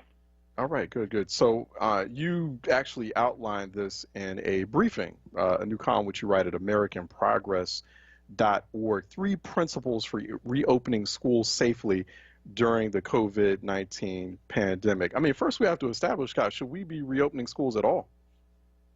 So this is one of the great questions that I think a lot of places around the country are struggling with. And we see that in other countries, some schools have been able to reopen, but that's usually because they've actually gotten the coronavirus under control. And the fact that we haven't done that in this country means that we are in a much different position. And so while we do want to see schools reopen for in-person instruction, and that's the first principle in our report is that should be the goal, but it needs to be based on public health data and needs to be done in a way that is safe for students, for parents, for educators, for everybody that supports children in those schools. So you set out 3 goals for doing that. So let's outline these 3 goals. Let's let's start with the first one, and you just hinted at it. You have to follow the public health data. That's like the goal of returning safely to any sort of in-person instruction or in-person paradigm depends greatly on the data. Like, you have to follow that. How do we do that? Well, so there are a couple of things. I think it is important to acknowledge that it's pretty clear that in-person instruction is better for students. So we had a study that recently came out looking at what happened when students switched to virtual schools, and that has a negative impact on their learning. We also know that, as the American Academy of Pediatrics has said, there are other negative consequences to not having in-person instruction. So that is true, and that's why we want the goal to ultimately be returning, but it, again, has to be done safely. So looking at data that are, again, some of the same things that we're looking at for other types of reopening decisions. So looking at the incidence of COVID-19, of how many reported new cases are occurring in the area around the school, looking at the positive rate of tests, looking at things like the levels of community spread. And there are a number of things that local areas need to be looking at, just as they have been for other types of reopening decisions. Mm-hmm. We talk. I'm going to kind of go, I'm not going to veer too much off course from this topic, Scott, but I am real curious, when we talk about in-person instruction and how crucial that is and the negative consequences of not having in-person instruction. There are negative consequences, however, to black students especially having in-person instruction. Like I've actually heard, I've had conversations with a lot of black parents who are like, you know what, if I could be in a position to do this, I'd prefer doing remote learning for my child, because I'm putting them into these racist school systems that continue to punish them. So you have a situation, and I'm sure, and I know you've studied this, Scott, you've looked at this and written about it, where we have like a higher rate of, much higher alarming rates of punishment and suspensions for black students than we do white students. So, it kind of feels like, black families are put in between a rock and a hard place when we're talking about having to go back to school. Some where they do have to go back to school because it's like, well, where does my child go? How does my child continue that instruction? But others who feel like, you know what, my child has been unfairly targeted by these school systems for a long time anyway. I think that's exactly right, and I think there's a lot of documented instances of things like millions of black students in particular attending schools where there are police officers but no school counselors, and those sorts of things adding to the school-to-prison pipeline and contributing to the fact that black students often don't get the same education that they deserve, that their white peers get. And so that is something else to consider. Again, thinking about just individual parent decisions, there are going to be parents who don't want to send their children back to school because they're worried about safety, they're worried about the building and ventilation systems and things like that. And so this goes into one of the other principles that we have laid out, is that there needs to be a plan in every school district for virtual learning and for hybrid approaches. We just don't know what the next year is going to hold, and there are students who need to have virtual learning for the foreseeable future. Yeah.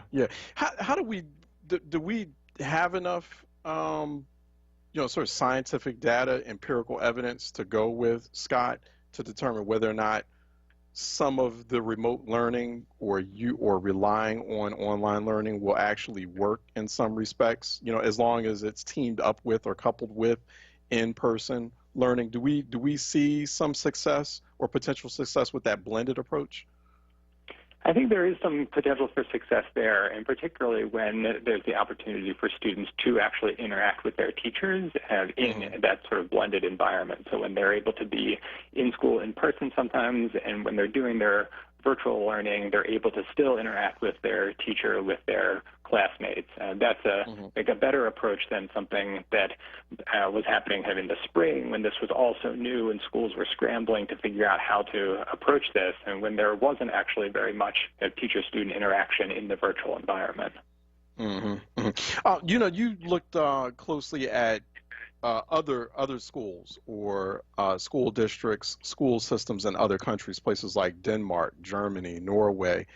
In Denmark, they used a very highly successful microgroup model. I did see I was watching some news coverage of that. Like they keep 12 students in a classroom. Is what we're seeing being rolled out successfully in other countries like Denmark, like Germany, Norway, or even in France? Could that be successfully applied in the United States? I mean, the United States is a very unique and much more multicultural, much more economically diverse, socioeconomically diverse school system in some respects than some of these other places like Norway and Denmark, for example. Yeah, and that is a challenge. And whenever we're looking at international lessons in education, we have to recognize that the U.S. is a very unique system from its size to its local control and all the different state systems of education. But I do think you're seeing some similar approaches in some states and districts that are looking at these different types of blended approaches where they are, say, for example, in Montgomery County in Maryland, where I live and my son's about to start kindergarten, they have a plan to start fully virtual, but then move towards an alternating schedule where some students will be in school in person Monday, Tuesday, others Thursday, Friday, and that allows to have these smaller groups of students at any one time, like you mentioned the Denmark model is with about 12 students that are only with each other. So I think there are some approaches that are similar, but again, one of the benefits that these countries have had is that they've really gotten the virus under control, and we still have not done that, and that means that things are going to be very different here, and we shouldn't be rushing to reopen based just on what's happened in other countries.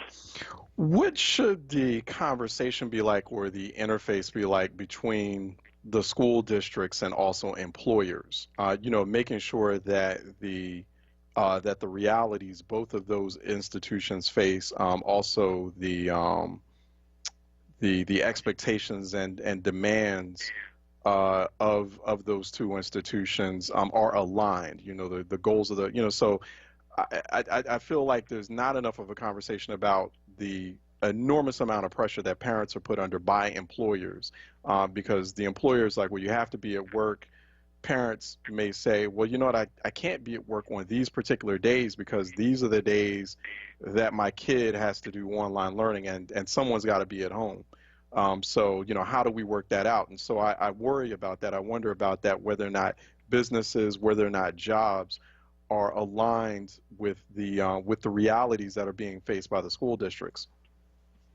And I think in a lot of cases they're not. I think one of the challenges is that you have some businesses and even some universities, like Florida State University said this recently, that they wouldn't be allowing employees to work from home if they also had to care for their children. And I think that's sort of wild in this moment that we're in, that there's even less flexibility around things like working from home, even when that's possible. And so it's really important for school districts to be a part of that conversation with local businesses, with chambers of commerce, with city officials, city government, to figure out what the right approach is that's going to work for children, but also for working parents. Not everybody has the luxury to be able to work from home, and if you have young children, you need a safe place for them to be. Yeah. What is that that level of inflexibility from businesses? What is that all about? I mean, like, what, the bosses, they don't have kids, they weren't kids at one time, where they needed that kind of flexibility at times, or they grew up in households with working parents, where sometimes you had to make difficult choices, you had to make sacrifices. I always wonder about that. Like, I always wonder about bosses that act like either they weren't kids at one point that had to be raised, or that they don't have kids or are not raising families. But I guess they're in a position where they could pay for nannies or people to watch their kids.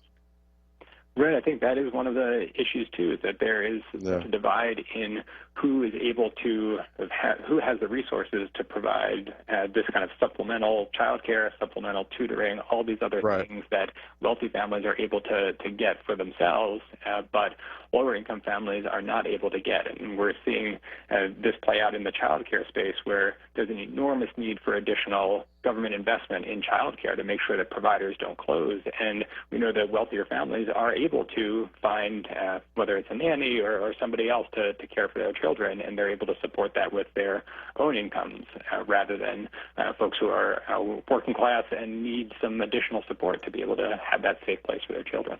Yeah. I think that's it. Would you agree, Scott? I mean, I feel like that's at the root cause of a lot of this tension around school reopenings. It's the uncertainty around the employers and how the employers might respond to millions of parents having trouble dealing with or grappling with their kids going back to a potentially dangerous situation in the schools. I feel like a lot of that tension could be diffused if there was a lot more flexibility, a lot more cooperation from employers. That's certainly part of it. I mean, there's always going to be jobs where people have to be there in person, Yeah. I mean, whether it's a doctor or a grocery store worker or a firefighter, you know, folks who are these essential employees, and they are going to need to be working in person. And so there's always going to be a need for some additional childcare for young children, for some place for older children to be where things are safe and they're able to learn. So there's a need for significant investment in both childcare and K-12 education to provide that additional support. Yeah. So you had about nearly $60 billion, I believe, that was approved by the House in the HEROES Act that would go to schools. That would just be for like K through 12 schools, particularly as they're trying to recover and reopen. And there's about there's that additional close to $1 trillion in which you were calling in your study, your briefing, flexible state and local aid. There was some talk of perhaps negotiations starting today on Capitol Hill over passing some version of the HEROES Act in the Senate, something that also the president would be on board with. Where do we see that all now? So the Senate Republicans are looking to put out their version of a new coronavirus aid package over the next couple of days. And we know a couple of things about that. One, that it's going to be much smaller than what the House of Representatives approved in the HEROES Act. And two, that it probably will include some funding for education, but not at the level that we know is needed. And then three, that it might even have some provisions aligned with what Donald Trump and Betsy DeVos have talked about on conditioning relief funds for schools on whether they physically reopen. So we're really concerned about that approach. They're saying that we're going to deny resources to schools if they don't follow the president's orders and reopen even when it's not safe. But can they actually do that? Can the White House do that? I mean, that's funding. Those are dollars that was approved by Congress. Right. The money that's already been approved by Congress, they can't take that back and say that the school districts aren't going to get it. But if there's a new package passed and that is passed with language that says that it will only go to schools that reopen in person, then that's something that they could then enforce. And we are really worried that the Senate Republicans are going to have provisions like that in their proposal. We've been talking with Scott Sargrad. Sargrad is the Vice President of K through 12 Education Policy at the Center for American Progress. Go to AmericanProgress.org for more information. Check out his latest briefing entitled 3 Principles for Reopening Schools Safely During the COVID-19 Pandemic. He writes this with his colleague, Mara Kelson, I believe it's pronounced. And so that just dropped at AmericanProgress.org. So check it out and give you some guidance as you're having conversations with your school district about your anxieties over school reopening. Scott, thanks so much for joining us. Really appreciate it, man. Thanks so much for having me. All right, take care. Okay, let's take a quick break. And when we come back on the other side, phone lines are open at 215-634-8065, 866-361-0900 here on Reality Check. Let's take a quick break and we'll be right back. Want the latest in Word swag? Check out the shop tab on WordRadio.com. Hoodies, tees, and more in a variety of colors. The shop tab on WordRadio.com. Show the world that you're all about black. Talk Media. This is not a fad for us. We will not resume our regular programming when things die down. We're not black to help our bottom line or because it's politically correct. We're not joining a fight. This has been our fight, our message, our people. Black lives have always mattered here. We are undeniably, indefatigably, unapologetically, permanently black. Talk Media. WURD. Be heard. Want another way to join the conversation? Follow us on social media using the hashtag onWURD. Be heard. Stay connected to Word Radio. Independent Black Media. Keystone First VIP Choice HMO SNP Dual Eligible Special Needs Plan has a 4 out of 5 star rating and is one of the highest rated Medicare plans in the region. Keystone First VIP Choice and you are better together. If you live in Philadelphia, Bucks, Chester, Montgomery, or Delaware County, and you have both Medicare and Medicaid, choose the Medicare plan that is working to help you get better care. Enjoy extra benefits at no cost to you with Keystone First VIP Choice. You get benefits like dental, vision, and transportation to and from your medical appointments. They also cover a fitness membership to a gym of your choice. $150 toward over-the-counter pharmacy items. There's no copay for doctor's visits. They offer a large provider network, a great prescription plan, dental coverage, and even eyeglasses. Plus, you don't have to wait for open enrollment. You can change your coverage every quarter. Keystone First VIP Choice. The name you trust, the service you deserve. Call Keystone First VIP Choice today at 1-877-686-1760 or visit KeystoneFirstVIPChoice.com. Reality Check with Charles Ellison right now on Word Radio and WordRadio.com. All right, welcome back. Phone lines are open, 215-634-8065. Toll free is 866-361-0900 here on Reality Check. 215-634-8. Oh, we actually have. I'm sorry. I'm sorry. I'm actually off a little bit in terms of the schedule. We don't have open phone lines. We actually have our guest on. It's actually Mr. Joe Certain, who is founder of the Octavius Catto Voter Initiative, who is on with us, in addition to Reverend Dr. Malcolm Byrd. Am I correct? Do I have you both on? I'm sorry, I was a little bit thrown off by what was on the schedule here. How are you doing? I am fine, good. Charles. Thank you. All right. Okay, good. So I have Joe Certain and also Reverend Boyd. Is that correct? Reverend Byrd. Yes, sir. Reverend Byrd. Okay, sorry about that. Okay, thanks so much. That was me that was thrown off here. There's a little bit of recalibration and sort of reconfiguring things here on my end. So how are you both doing? I'll start with you, Mr. Certain, about what exactly is the Catto Voter Initiative? What are you all doing? I know you've been aggressively increasing voter registrations. That's something that you've been very focused on as of late. Not as of late, Charles. I've been doing this for years. Mm-hmm. The OB Catto Voter Empowerment Initiative has been in existence for a number of years. We recently developed a website that we're using statewide, but we've been involved in voter education and voter registration for a number of years, working with different organizations and groups. OB Catto, as you know, was the first martyr for voting rights in Pennsylvania, if not in the country. Right. In 1871, he was assassinated, getting black men to go to the polls and vote. Right. So we are named for him, and one of our most prominent partners is the First Episcopal Church of St. Thomas, which is OB Catto's home church. And Father Martini Shaw is one of our prominent partners in this activity. What we're doing this year is trying to make sure that we get as many black and brown people registered early so that they can apply for mail-in ballots and get those ballots in early, because we believe that there is going to be a series of attempts at voter suppression and voter intimidation to keep the vote down in the Commonwealth of Pennsylvania. We're working with partners from around the Commonwealth. 32 of those partners are from Western Pennsylvania, and Reverend Byrd is working with the black clergy here in Philadelphia and vicinity to get them on board and to be a part of this initiative.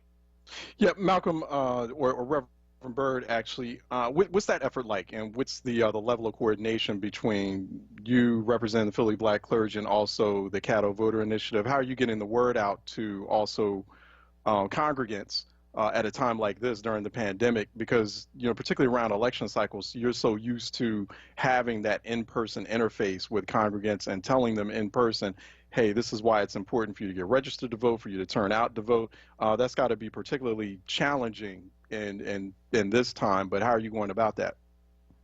Well, first, let me just thank Joe Sertain and his history of working so very effectively in reaching voters and prioritizing voter registration and our full participation in the electoral process.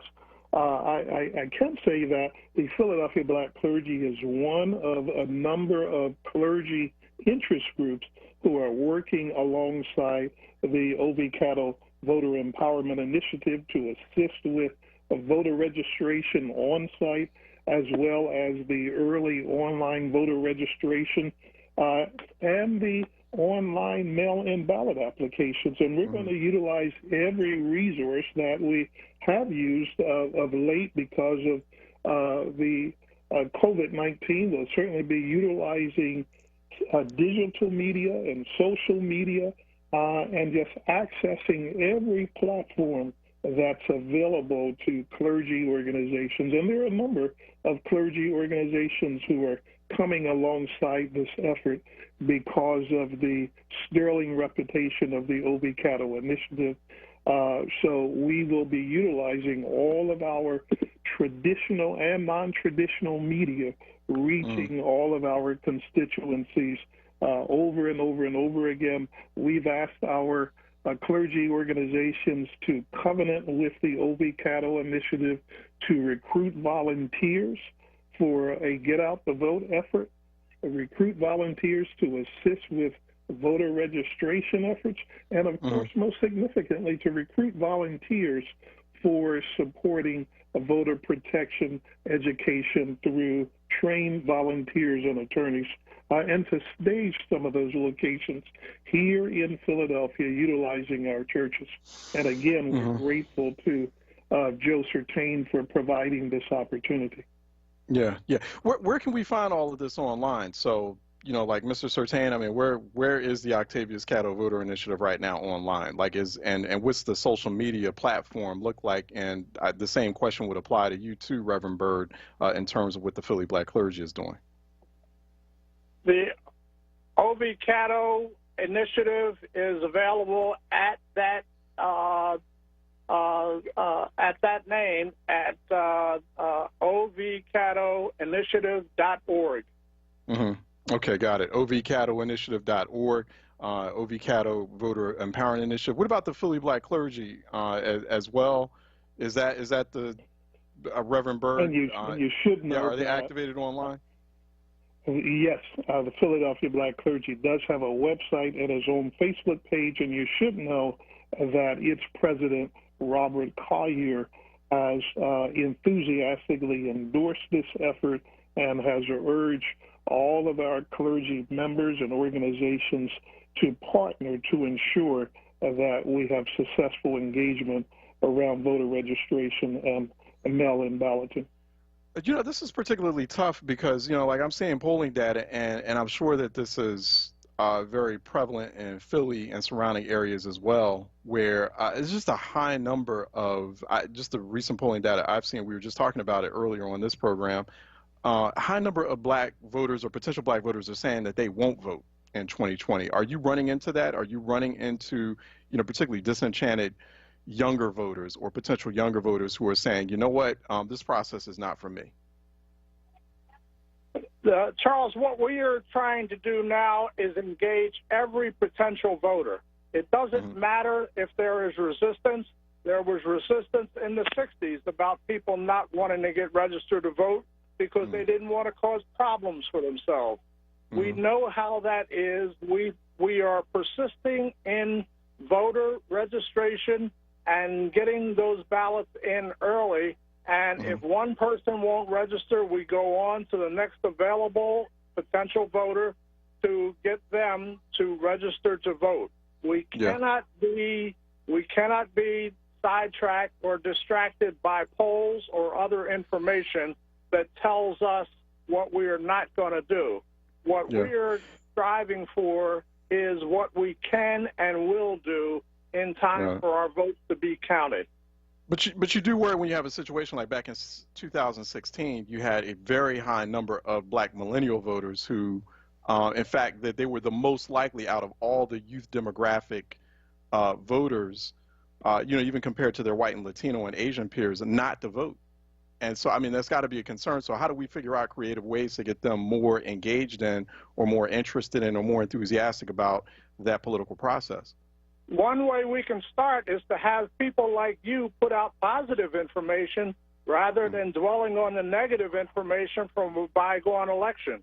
The idea is to mobilize our people and get them engaged and get them registered to vote, because they are in danger of losing their communities if they do not. And go ahead, Charles, I think we're also seeing a significant uptick in a reposturing and repositioning of many millennials, thank goodness, because of some recent efforts around justice and Black Lives Matter and wanting to address racial inequality. I think increasingly millennials and every other segment of the African American community appreciate and value the opportunity to participate in the electoral process, and many of them are leading such efforts in our churches, in our community groups, in our collegiate context, even many of our social groups. So I think we're going to see a tremendous swelling of interest and anticipation and serious participation, because people's sense of conviction and purpose that this election can make a difference, and they want to be an active part of making a difference because Black Lives Matter. Yeah, I'm hopeful about that. For example, like right before the primary on June 2nd, some of the estimates were that voter turnout would only be like 10-15%, and in Philadelphia it actually turned out to be 30+%. To me, it should be 80-90, particularly in a time like this. But even despite the pandemic and also the unrest that was happening at that very moment, we were able to achieve about near 33% turnout, which was impressive for even a localized primary like that. I have to ask both of you, last I checked, you had about like 1.1 million registered voters inside the city of Philadelphia out of a population of 1.6 million people. There are a lot of people who are registered to vote, but yet we still have this low turnout in Philadelphia. Should we be that focused or put that much energy into registration efforts? I mean, especially when we're close to a few months out. Maybe it's just like going all in on, okay, well, what are some creative ways we can make sure that people turn out so we get the kind of maximum turnout that we need to have a positive outcome for this election? Given the attempts at purging the voters in Pennsylvania, we cannot count on the numbers that exist right now in voter registration. We have got to register more people to vote, and we have also got to focus on mail-in balloting and getting those applications in to the voters and back out into the mail early, so that delays in the postal service will not really impede people from having their votes counted. We can't get caught up in the statistics of this. We have actually got to go about making sure that more people register to vote and more people turn out, so that we can put in what we need in order to save our communities in Pennsylvania. What's that relationship like? Oh, go ahead, Reverend Byrd.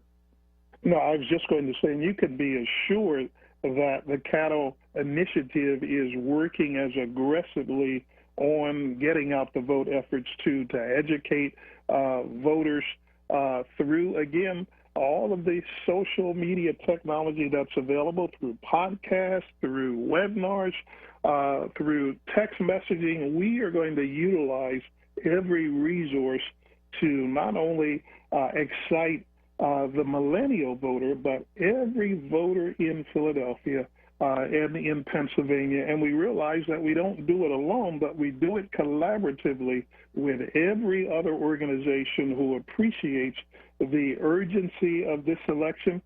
this election cycle and why all of us have to participate.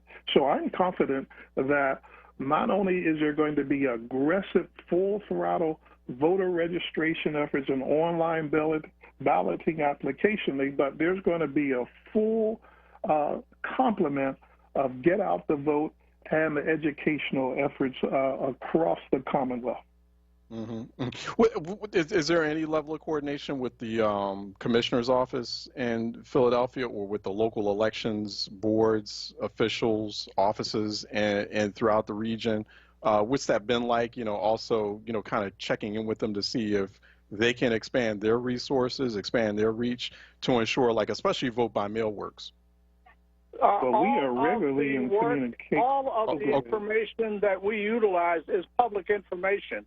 It is paid for with taxpayers' dollars. And the commissioner's office has to do their jobs that we pay them for to expand their resources as much as possible.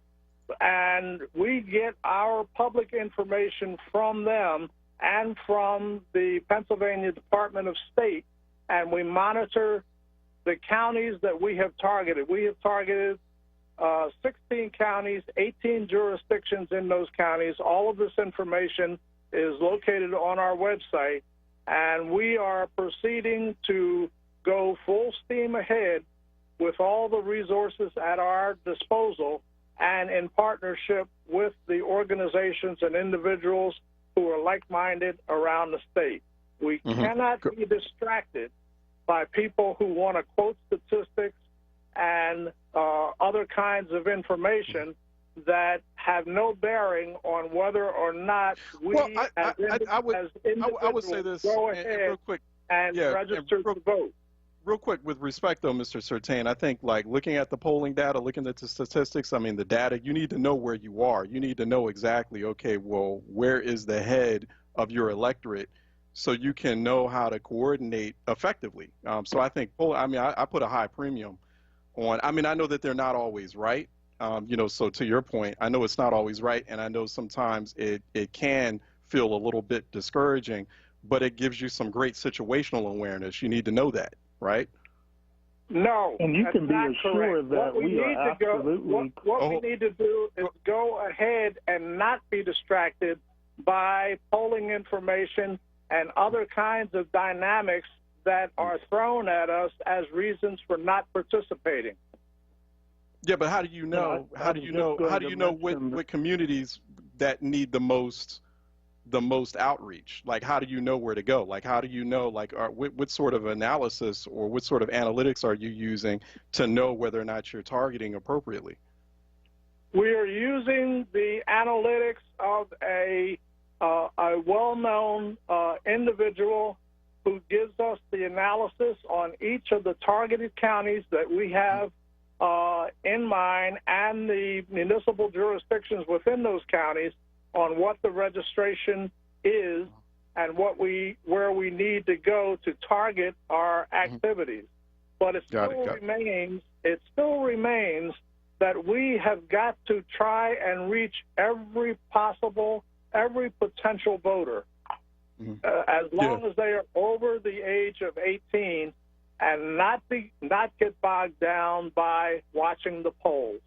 Yeah, Dr. Bird. What you can be, I want to just say what you can be assured of too, that the Cato Initiative is working hand in hand with state election officials as well as local county board of election, city commissioners as well, so that there is coordination, that there is timely communications, and that there is exchange of useful data and information. So.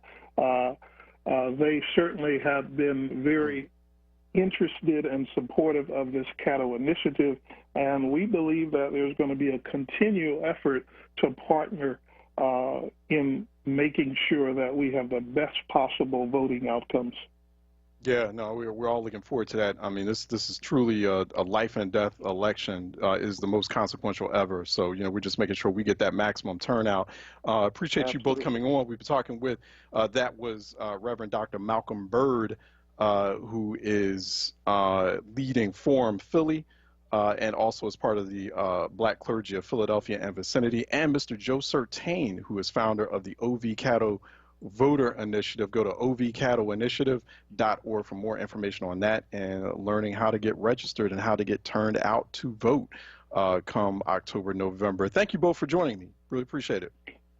Thank you for the opportunity. All right. Thank you. Take care. Okay. Let's take a break. When we come back on the other side, we get into weekly conversations with the Congressional Black Caucus. And actually, we have Congressman Dwight Evans, who's on tap with us for this coming conversation with members of the Congressional Black Caucus. He happens to be a member of the Congressional Black Caucus. With questions, 215-634-8065, 866-361-0900. We're going to talk about the George Floyd Justice and Policing Act and relevant events coming up here on Reality Check 96.1 FM, 900 AM, wordradio.com, Word TV, Word app. Stay tuned. We'll be right back.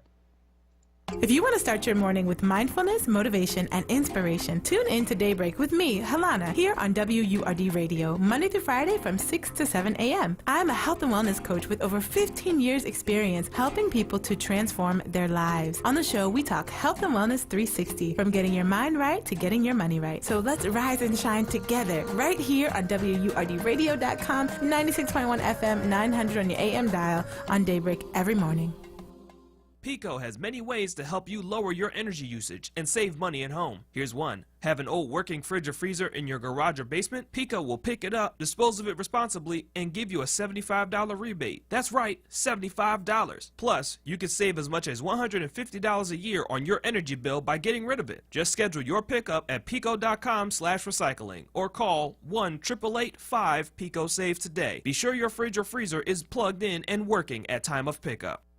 Are you looking for financing for your business? Well, the doors are open at New City Commercial Capital. For businesses in a position to grow, we are offering 100% financing for commercial real estate purchases. That's no down payment, no closing costs, absolutely no money out of pocket. Plus, the CARES Act will pay your mortgage payment for the first 6 months after closing. Do not procrastinate. This program ends August 1st. Give us a call today at 484-454-3592. New City Commercial Capital. Financing solutions for today's commercial customer. This message is from the Philadelphia Department of Public Health. COVID-19 is still a threat in our communities, but we can all do something simple to help stop the spread. It's critically important to wear a mask or face covering whenever you're in public or around others. Yes, even while social distancing. Wearing a mask shows you care for yourself and your community and is essential to slowing the spread of COVID-19. So love yourself, love your neighbors, wear a mask. Now, with more clarity, this is Word Radio, 96.1 FM and 900 AM WURD Philadelphia. Streaming live at wordradio.com. Reality Check with Charles Ellison right now on Word Radio and wordradio.com. All right, welcome back to Reality Check. Phone lines are actually open at the moment. We're waiting on Congressman Dwight Evans. He is in the middle of House votes at the moment. There are votes on the House floor, so they're supposed to also today in the House of Representatives observe a moment of silence to honor the late Representative John Lewis. So he'll be joining us shortly. 215-634-8065, 866-361-0900. Let me go to Mamie out of University City, who's calling in for a reality check. Good afternoon, Brother Charles Ellison. Sister and Mamie, how are you doing? I'm okay. Great. It's pretty warm, but we're going to make this. You hanging in there? Okay, yeah, please. Are you staying cool? How are you staying cool? You have air conditioning or? I have air conditioning, but it makes me ache, so I don't use it. I use a fan.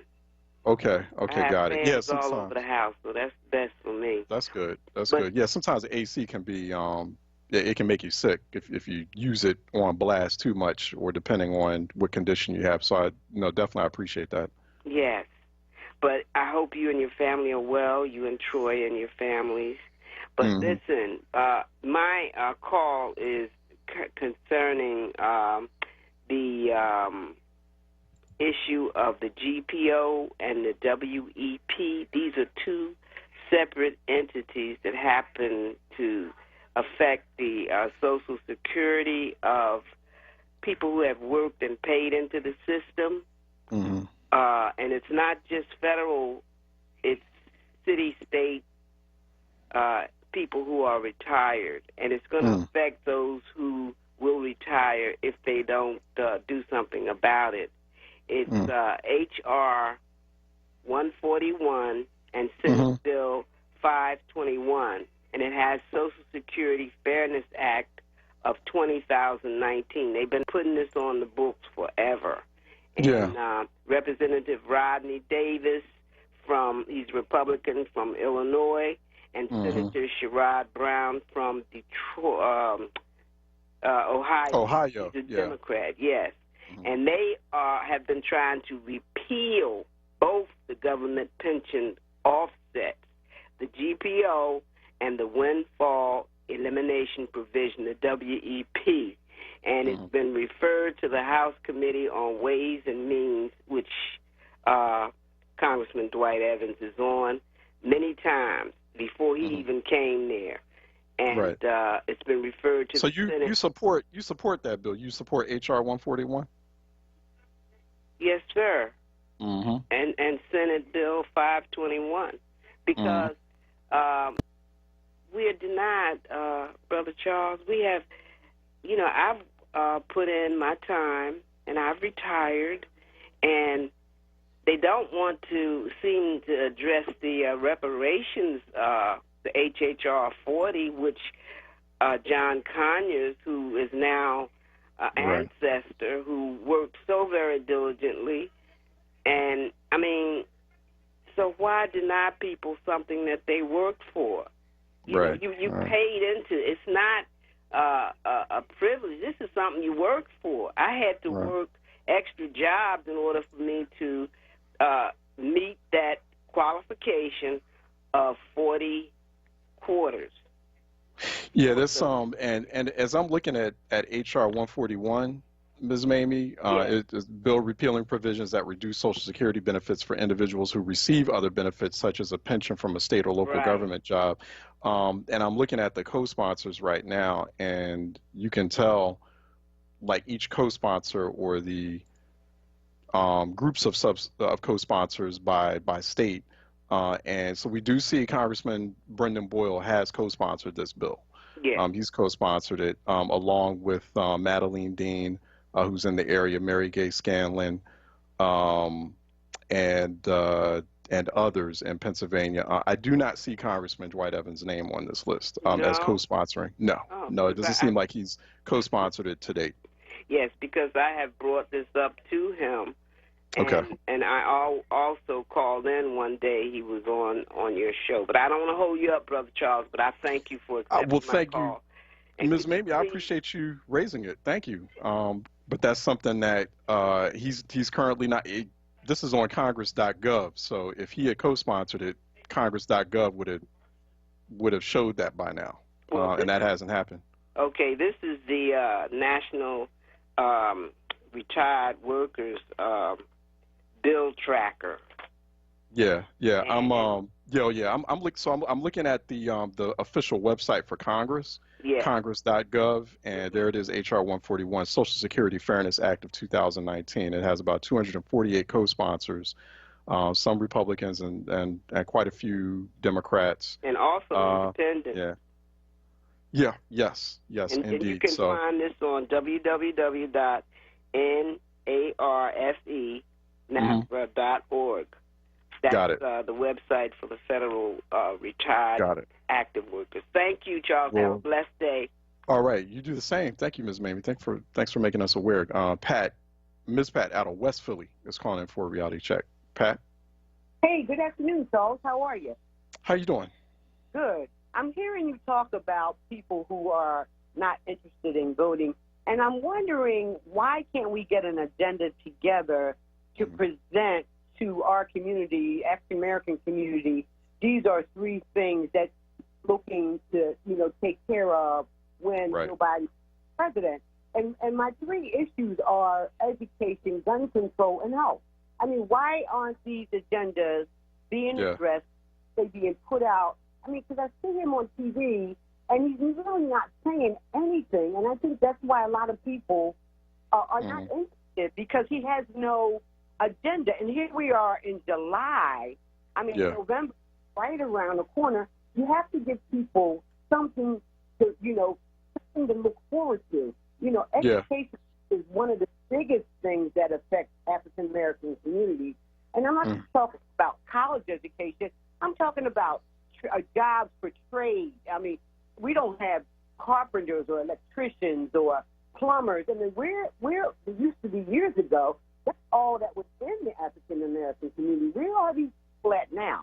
Well, we don't have trade schools. We don't have things like that. So I think that we as African American need to pressure our elected officials to get an agenda together to present to Joe Biden can address these issues.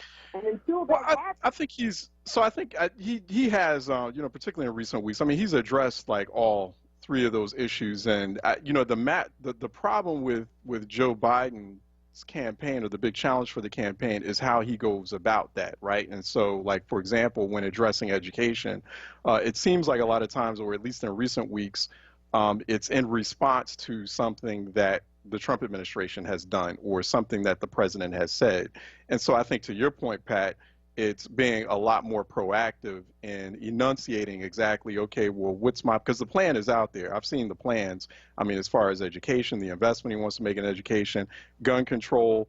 I mean, he should lead on gun control because he's the one that, while pushing the 1994 crime bill, that was the bill that put a ban on assault weapons, on 19 different kinds of assault weapons, and that was Joe Biden. Joe Biden ensured. So there was a lot of bad things to the 94 crime bill, but there were a couple of good things, including the outright ban on assault weapons, which actually worked for a while until that was repealed and removed later on, or it expired. Actually, it was actually working. There was a precipitous drop in mass shootings.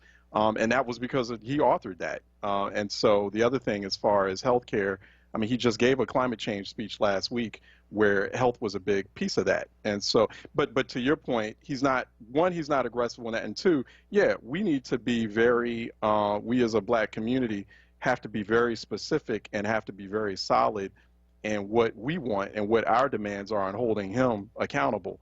And so in ensuring that we get a good outcome with that election. But that's based on kind of what there's a lot of flaws that I'm seeing with the Biden campaign and how it's operating and how it's putting the message out about where it stands on specific issues.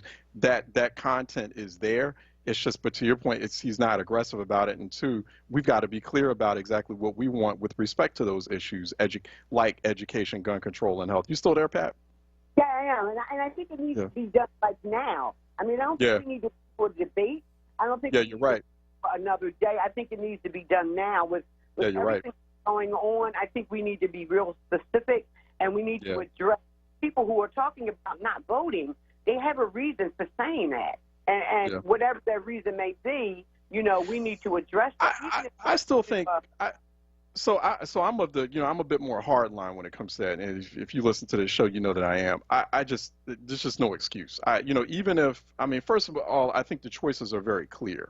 Like, and I'm not saying this as a person who is getting paid by the Biden campaign or is actively stumping for the Biden campaign. I'm just trying to save.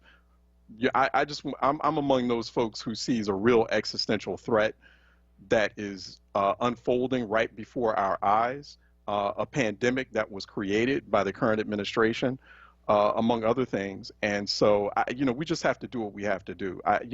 Black people of all people should not be on the fence about whether or not they should be participating in the electoral process.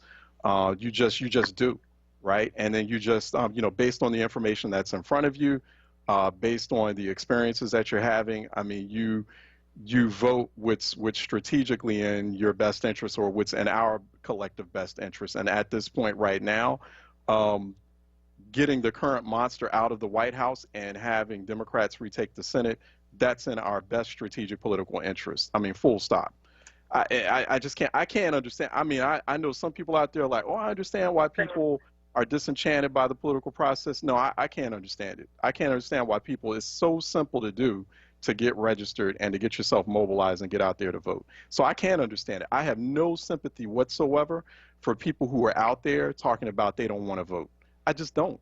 And putting that kind of noxious sentiment out there in the air and in the public for young people and other people to absorb and to feel like that's a thing.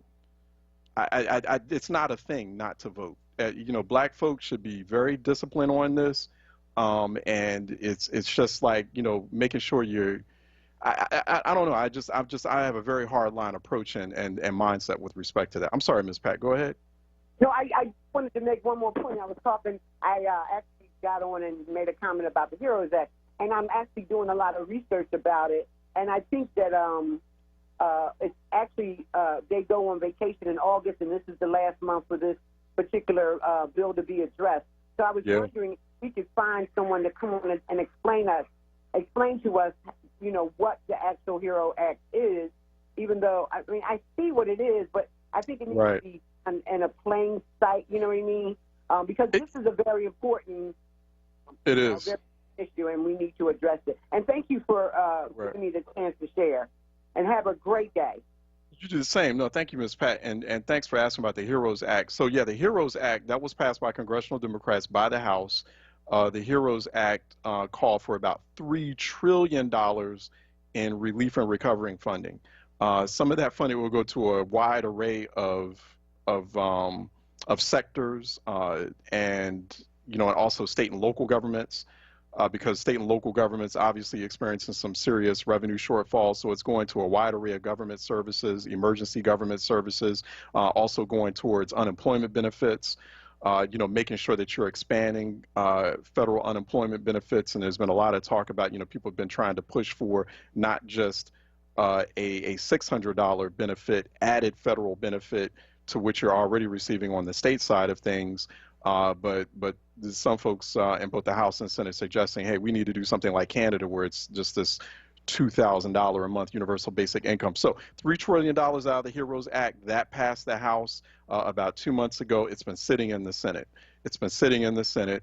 Senate Majority Leader Mitch McConnell, Republican out of Kentucky, who is up for re-election right now, and that is the state also where Breonna Taylor was killed.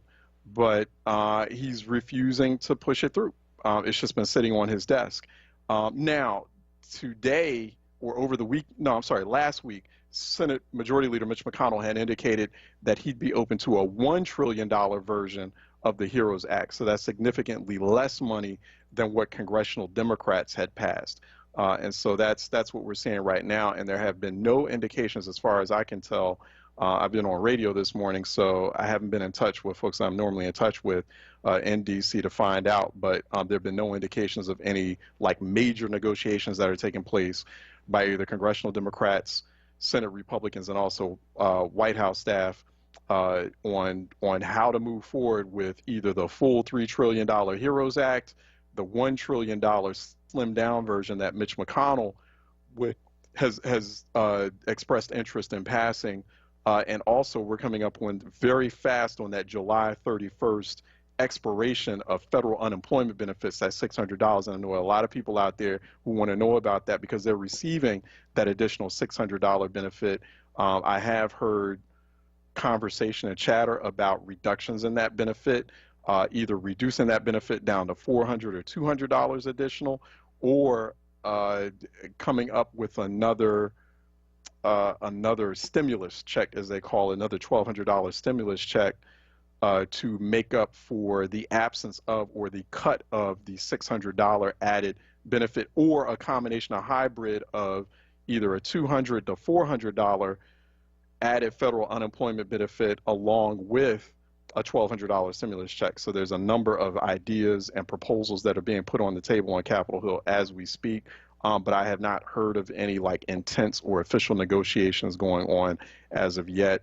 We were supposed to have Congressman Dwight Evans, but they're, once again, the House votes are taking place right now as we speak. So maybe we'll get them on a little bit later on in this hour. We have to go to break. And when we come back on the other side, we're scheduled to talk with Dr. Nicolette Lewis-Saint of Healthcare Ready. That's coming up next here on Reality Check 96.1 FM, 900 AM, wordradio.com, Word TV, Word app. Stay tuned. We'll be right back. weather, and traffic to keep you informed for your drive home. In the Happy Hour with Sincerely Sarita. Monday through Thursday, 4 till 7 p.m. Right here on Word Radio. 96.1 FM and 900 AM WURD.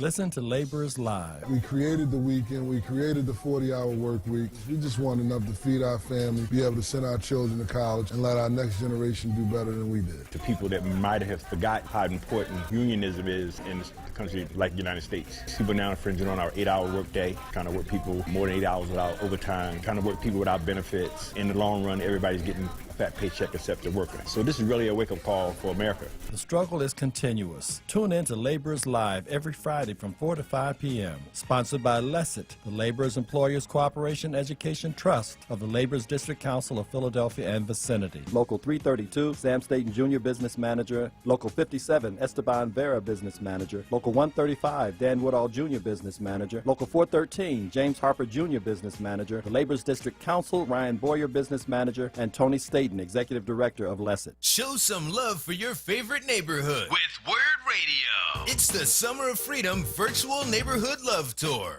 Mondays and Thursdays now through August 20th from 1 p.m. till 2:30 p.m. Shining a light on Philadelphia's neighborhoods with a focus on neighborhood history, Philadelphia's freedom fighters, and community resources that are helping to shape the city's future. Mondays with the rapping professor, Dr. Aaron Smith, and Thursdays with Andrea Lawful Sanders. It's the Summer of Freedom Virtual Neighborhood Love Tour. Mondays and Thursdays, 1 p.m. till 2:30 p.m. Exclusively on Word Radio. 96.1 FM and 900 AM WURD. Streaming live on wordradio.com, the Word Radio app, and on Word TV via YouTube and Facebook. The Summer of Freedom Virtual Neighborhood Love Tour is sponsored by Wells Fargo and PICO.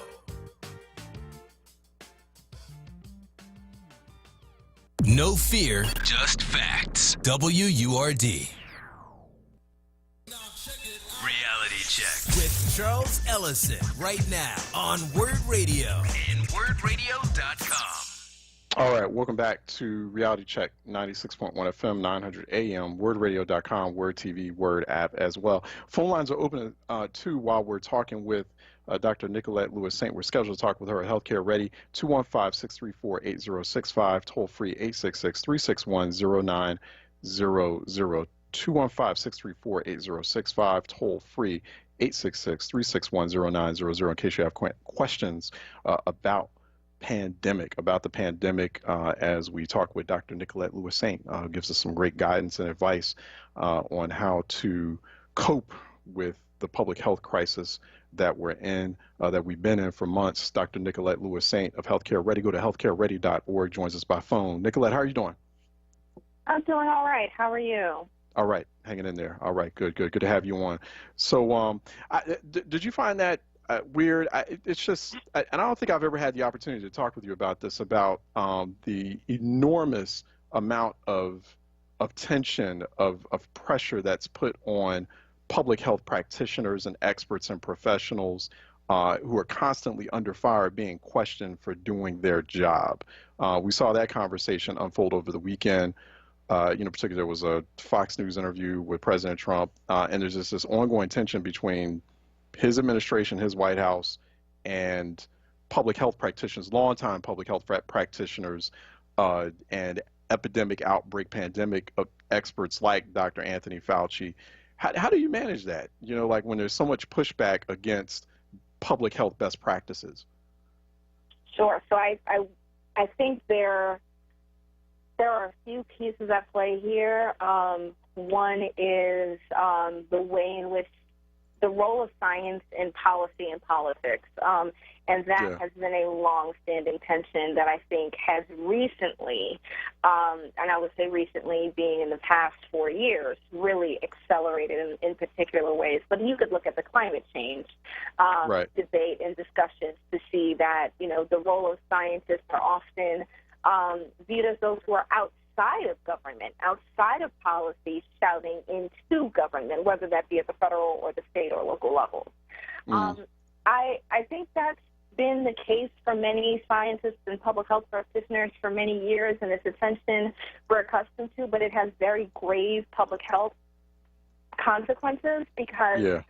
it's not just about technical expertise. It's also about being able to use the science to inform the policy.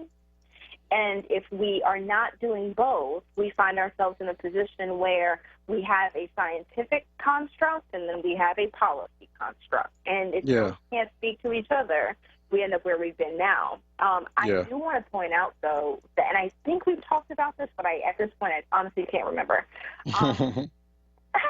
I want to, lift up the discussion that groups like the National Association of County and City Health Officials and the American Society for Associations for State and Territorial Health Officials and others have been pointing out, which is that public health officials at the state level and the local level are being pushed out of their jobs.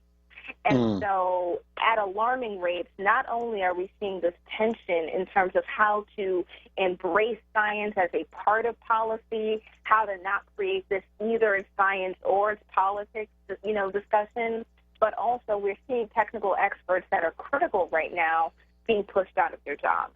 And so we are making ourselves even more vulnerable because we are not relying on the experts that are there to lead us through this crisis. Can the nonprofit sector, like organizations like yours, healthcareready.org, that's in close coordination with the government, can that help fill the void when moments like that occur?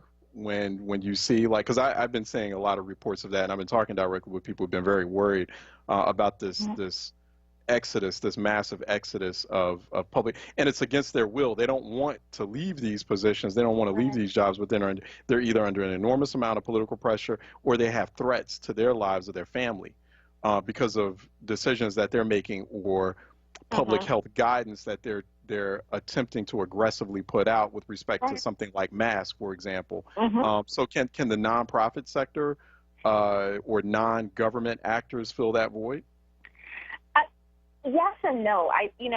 There is a role that we have to play. There are ways that those of us who are in this sector can be helpful. But the bottom line is you need the experts in government to also be able to do their jobs fully. And so I, from the vantage point of, working through Healthcare Ready, can certainly support a public health department and a public health partner, but I cannot supplant a public health department with our role. And I think that is an important distinction to make in conversations like these, because there is a gap, and portions of that gap might be able to be addressed by some of the partnerships and relationships we have in place, but there is still going to be a remaining gap.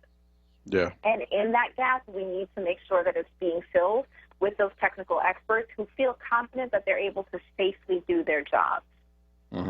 Yeah. No, I agree on that. We have phone lines open, 215-634-8065, 866-361-0900, in case you have questions for Dr. Nicolette Lewis-Saint, Executive Director of Healthcare Ready. Go to healthcareready.org for more information. Calvin out of Delaware is calling in for a conversation with Dr. Nicolette Lewis-Saint. Calvin, how are you doing?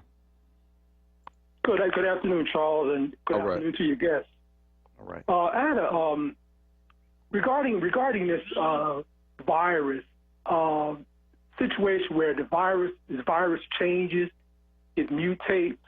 So if they're coming out with a vaccine, I mean, how effective could that be if it's something that always changes and mutates? It's a good question. Sure. Would it be helpful for me to restate that question, Charles? Oh, yeah. Go ahead, Nicolette. Sure. So one of the reports that came out in the last few days was a report about how quickly the virus might mutate, but also I think as a part of that report was some language about the actual antibody levels that are remaining after someone survives COVID infection. That is, once you're infected by, anything, your immune system responds, and as a part of that, your immune system creates these antibodies which help you to fight off future infection. And there was a report that showed that those antibodies are fairly short-lived. And the question that emerged from those two realities is if those things are true, if the virus is mutating, and if it is difficult to keep enough antibodies in one system to be able to fight off infection, how useful can a vaccine be? The answer is we are not sure yet. That is what the studies are looking to understand at this point. We're still learning a lot about this virus. It's still been only 7 or 8 months since we've been able to characterize this virus and learn about how it is infecting humans and how to best protect humans. But also, that is a part of what those vaccine trials are intending to do. And so making sure that we are staying keenly focused on what science is coming out of those trials and what we're learning is an important part of determining what's possible. But that's also why therapies, so treatments and vaccines are being developed right now, because it is important to have both. Yeah. And also, I had something else. So sure, go ahead, Joe. Going into the fall season, and that be considered like the flu season. So the vaccine would cover both. It would cover the COVID as well as having a flu vaccine. Could that be the same thing? So we would have our we would have, for right now, we would have our seasonal flu vaccine, and we would have, once it's available, the COVID vaccine. Just to be, wanting to be complete in my answer, we do not yet have an approved vaccine against SARS-CoV-2 or COVID-19. We do not yet have that. So when it comes time in a couple of months to get your vaccine, you will be vaccinated against the seasonal flu, not COVID. Okay. Thank you.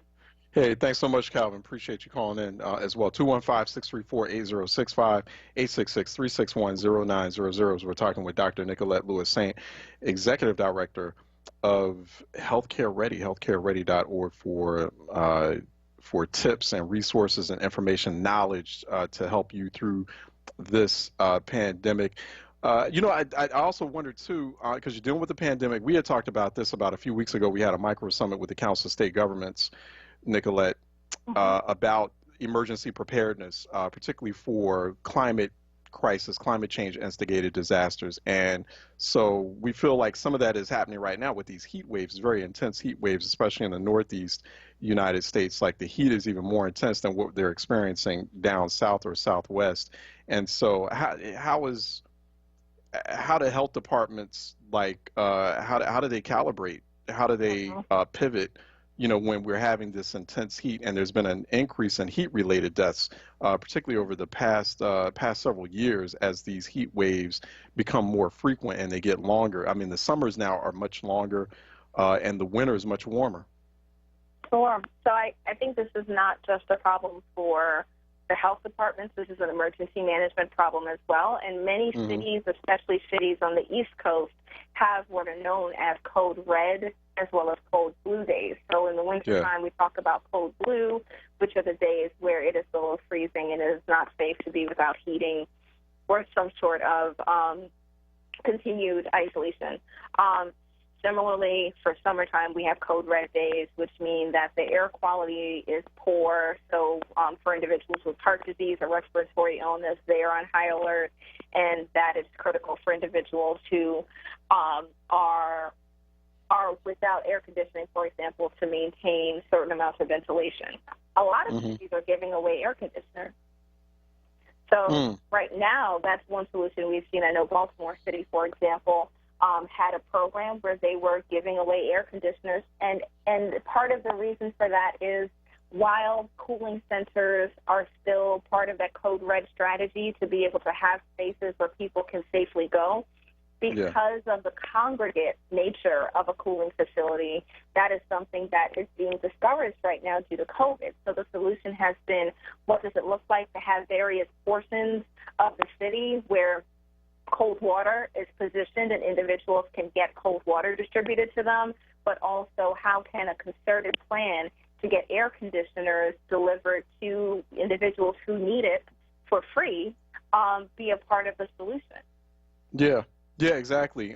That's something I didn't realize that they were doing that in Baltimore. So, there's been a bubbling conversation in cities like Philly and beyond about, like, for example, mandatory AC requirements for landlords. Because a lot of these cities, like the majority of the population rents, And so, you have mandatory heating requirements, right? You have to, but we are in a different day and age than when LIHEAP was passed decades ago. So, we need to adjust to the changing climate circumstances. Let me go to Mike out of Virginia, who's calling in for a reality check. Mike, y'all doing? How you doing?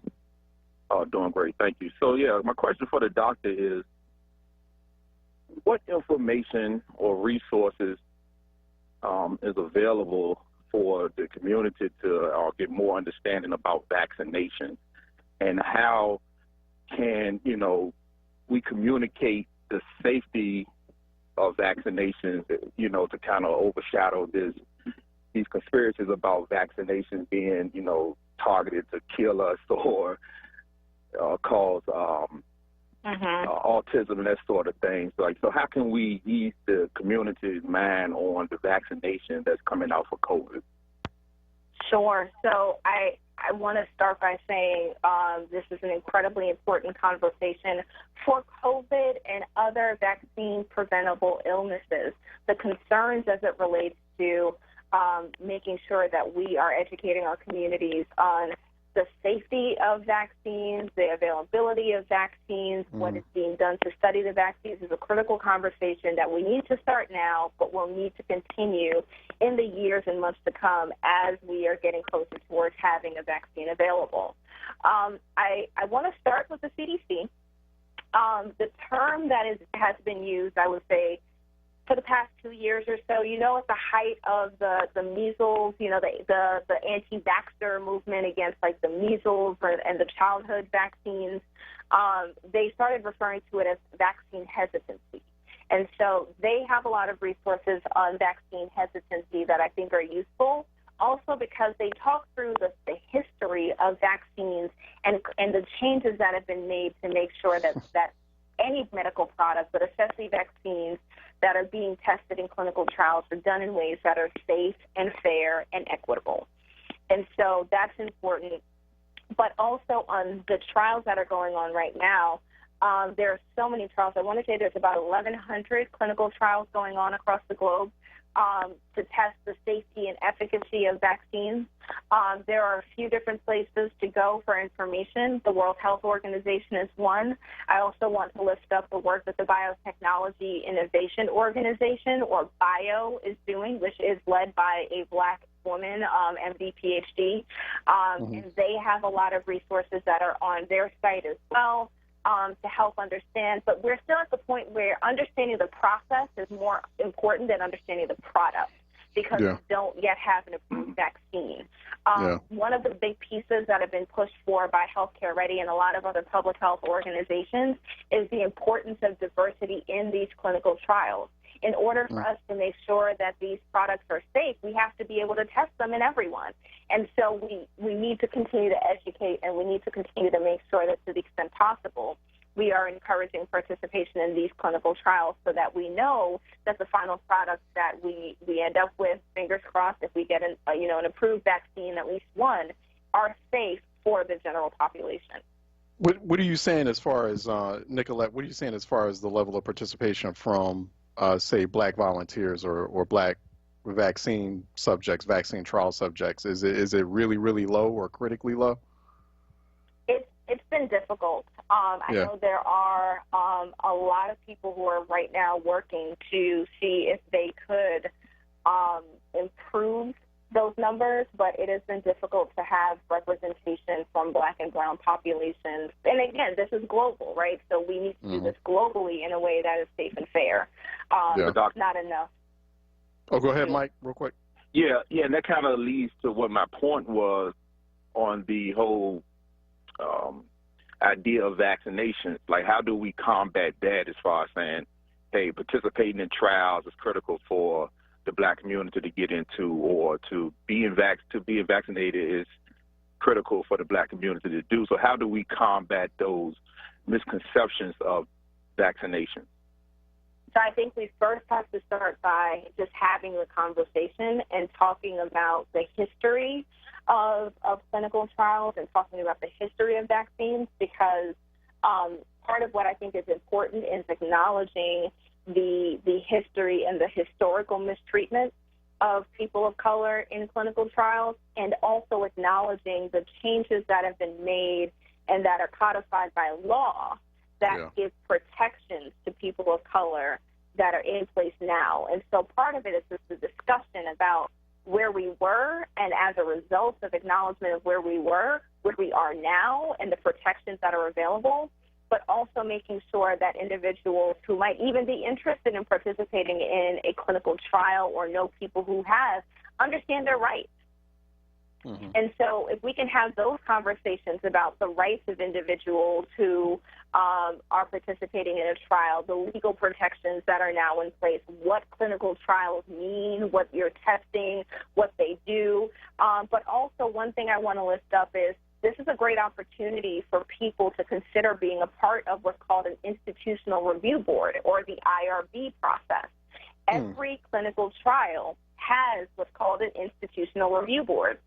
And as a part of that IRB, there has to be at least one member from the community who is participating in the review of that trial, the review of that study, the discussion about the data, the process, and is able to remain very connected to what is happening to that study. That is true for every single clinical study or clinical trial that happens in the United States. Getting linked into those through local universities and being able to participate as a community member gives more visibility, but it also gives more of an opportunity to advocate for things that you might be concerned about in a study or a trial. Interesting. I didn't know about that. We'll talk more about that too. I've got questions on those institutional review boards, Nicolette. Mm-hmm. So you learn something new every day. Mike, thanks for those questions. Really appreciate that. Nicolette, we gotta let you go. We've been talking with Dr. Nicolette Lewis-Saint, Executive Director of HealthcareReady.org, and we talk to her around this time every week, every Monday here on Reality Check. Nicolette, thanks for your time. Really appreciate it as always. Thank you. Take care. Thank you. You too. Okay, let's take a break, and when we come back on the other side, phone lines are open at 215-634-8065. Toll free, it is 866-361-0900 here on Reality Check. Let's take a break, and we'll be right back. Warning, if you're drowning in debt you can't afford, do not let the credit card companies trick you into thinking that you have to pay it all back, because you don't. What the credit card companies don't want you to know is that there's actually a way to get debt-free without paying off your entire debt or going bankrupt. If you have $10,000 or more in credit card debt, you have the right to let us settle that debt for a fraction of what you owe. For free information, call Credit Associates now. 1-800-965-5269. We'll even show you how much money you could save. If you can't afford to pay off all your debt, do not let the credit card companies trick you into thinking that you have to. Call Credit Associates for free information on how to get debt-free faster than you ever thought possible, without debt consolidation or bankruptcy. We depend on your success and offer a guarantee, so there's no risk to call. For free information, call now. 1-800-965-5269. That's 1-800-965-5269. 1-800-965-5269. I'm Joe Biden, candidate for president, and I approve this message. I'm asking for your support and to join our team. We need a leader to unite this country. We need a leader who will push an agenda to move everyone forward, to allow every American the opportunity to share in this country's prosperity. Someone who will lead, but also who will listen. Someone we can be proud of. I promise you this election isn't about me. It's about you, your family, your community, and our country. The moment has come for our nation to deal with systemic racism, to deal with the denial of the promise of this nation to so many. It's time to make healthcare a right, not a privilege. It's time to give every student the opportunity to get a good education, no matter what their zip code is. It's time to give workers the pay and dignity they deserve. This is the United States of America, and there's nothing we cannot do if we do it together. Paid for by Biden for president. Support independent black media and join the onWURD movement now at 215-425-7875 or visit wordradio.com. Reality Check with Charles Ellison right now on onWURD Radio and wordradio.com. All right, welcome back to Reality Check 96.1 FM, 900 AM, wordradio.com, Word TV, Word app. Let's go to the phone lines, 215-634-8065, toll free 866-361-0900. Let me go to George out of Center City calling in for a reality check. George? George? Hello? Hey, how you doing, George? What's up? Fine. How are you doing today, Charles? All right, what's happening?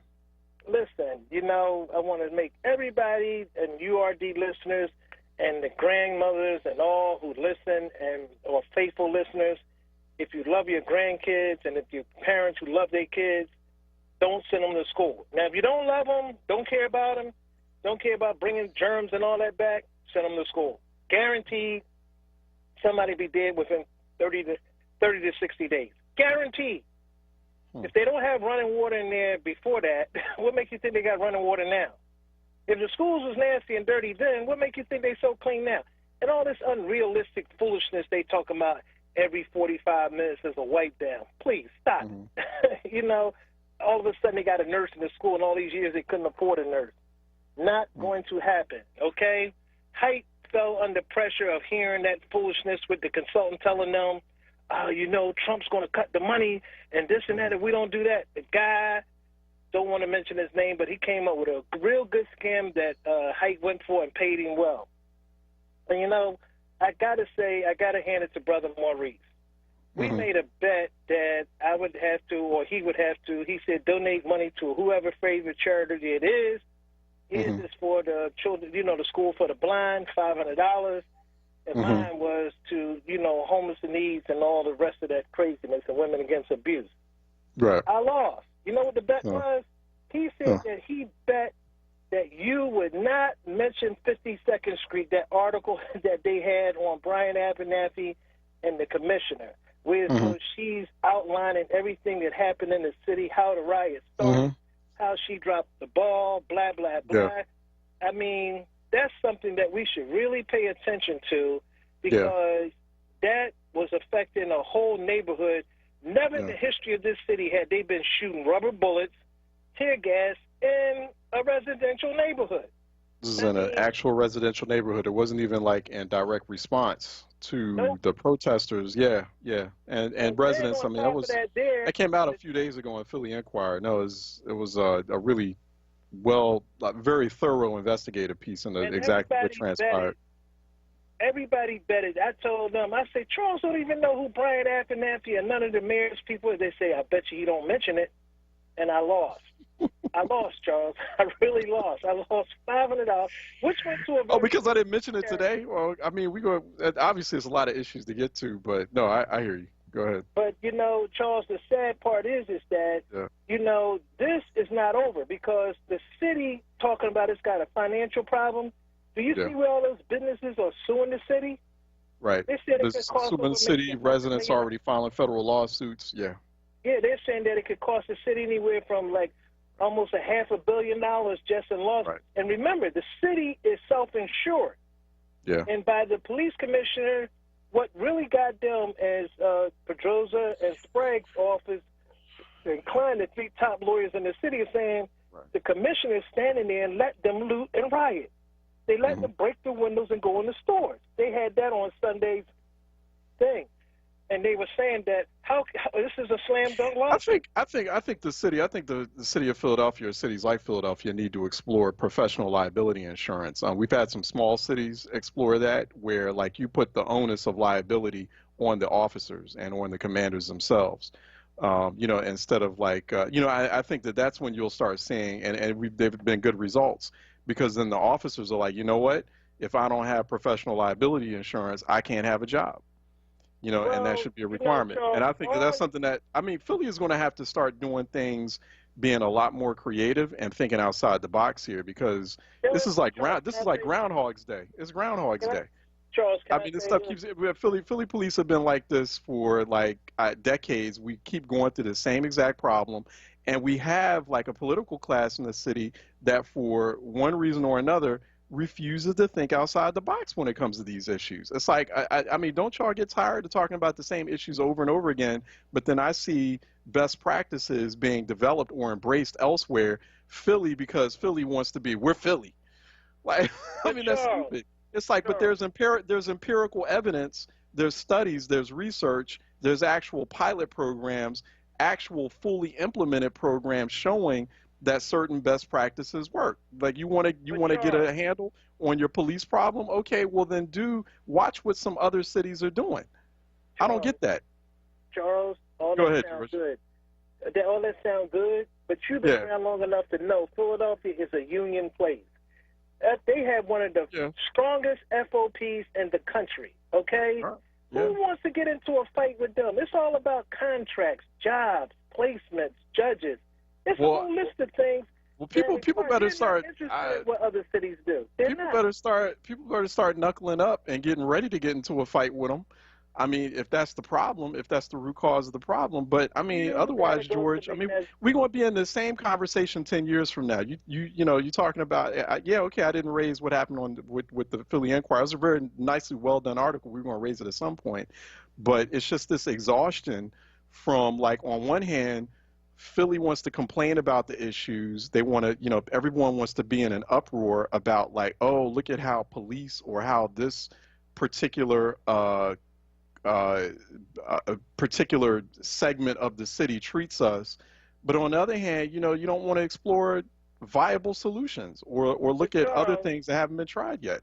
But Charles, the only thing is that one thing McNesby knows. In this city, everything is a one-day story, and if you can get past the 1 or 2 days, you got it in the bag because you can go right back to doing. And I blame like there's a lot of people you can blame, reporters, talk show announcers, because they don't stick to the issue at hand. Like some people should be ran out of town. And the only people who can do it is these people with a microphone or an ink pen, but they refuse to do it. You can't say a lay person or this or that. They're only as good as the subject you bring up. You don't bring up nothing about what they're doing here. People don't know it. They ain't going to say nothing about it. Everybody don't know what's going on in the city like y'all do. I mean, but if Charles, you deal with a subject when it's brought up, and everything you ever really dealt with, you got serious about, the city changed it. Everything else, all Kenny got to do is get a special group of these Negroes in a room, walk around the room, and Brian Abernathy will hand the envelopes out and say, okay, fellas, what's this meeting's about? You called us. What you want to talk about? And he'll say, well, I'm going to move the statue for you. I'm going to do this and I do that. I need you to raise some help for a couple of days, and we'll be okay, right? I'm okay. And then one of them will say, oh, incidentally, my nephew's just graduated from college and he needs a job. They'll say, okay, Brian, take care of that. That's the way it works in this city. Okay? The Negroes at the table who is the problem. Just remember that.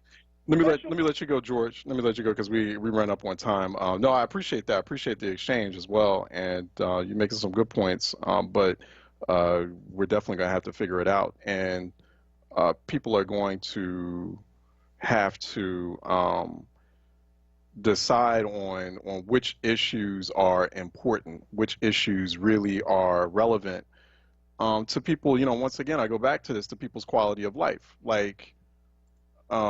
People more concerned about and having public conversations about the wild things that Kanye West said over the weekend. I mean, that has nothing to do, like the old saying goes, with the price of bread.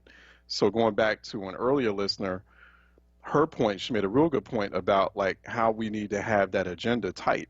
Like the agenda can't be what the kind of impolite and crazy things that crazy people say on social media or that get, I mean, it's got to be about real tangible structural things. And so that's what's going to kind of get us ahead here, and also kind of figuring out, actual solutions, things that can work, things that have been working. Sometimes it's just frustrating, sort of going through the same exercise. It happens on a 5 to 10 year cycle. I feel like we're going to be at the same place in 5 to 10 years with an organization like the Philadelphia Police Department. We've been having this organization for years, for decades, and there has not been a change in how that place operates, and there hasn't seemed to have been an appetite in Philadelphia for imposing different types of policy demands or a different way of seeing things, or you know, like a different way of forcing police officers to operate. You know, like, for example, like I said again, like professional liability insurance. Look into it. So other small cities and towns have actually been experimenting with it and having some success. Like, start putting the burden on the police officers instead of having the burden put so much on the citizens and the residents to have to prove that these injustices have been have been imposed on them, or they've been, you know, to have to prove that they've been brutalized as such. I mean, start shifting like the responsibility of that, you know, including the monetary and professional licensing responsibility on the officers. So we'll talk more about it. Anyway, I have to go. We are wrapping up The Source with Rapping Professor Dr. Aaron Smith is up next. That's coming up on WURD. We'll be back tomorrow, Tuesday, 10 a.m. sharp, here on Reality Check. I want to thank Troy Wilmore on the board is still getting it done behind the scenes. As well, continue to go to @EllisonReport on Twitter.com. Also, thanks for everyone. I saw some comments on the Facebook live stream, so maybe we'll get to those tomorrow. But good morning and good afternoon to you all. Thanks for listening to the Monday edition. We'll be back for the Tuesday edition. In the meantime, Philly and beyond wants you to stay sharp, stay smart, stay safe, and definitely stay very cool and healthy out there. And check in on your family, your friends, and your neighbors as well. All right, we will talk to you tomorrow, God willing, Tuesday, 10 a.m. sharp, during our Tuesday midday edition. Take care and have a great afternoon, good evening.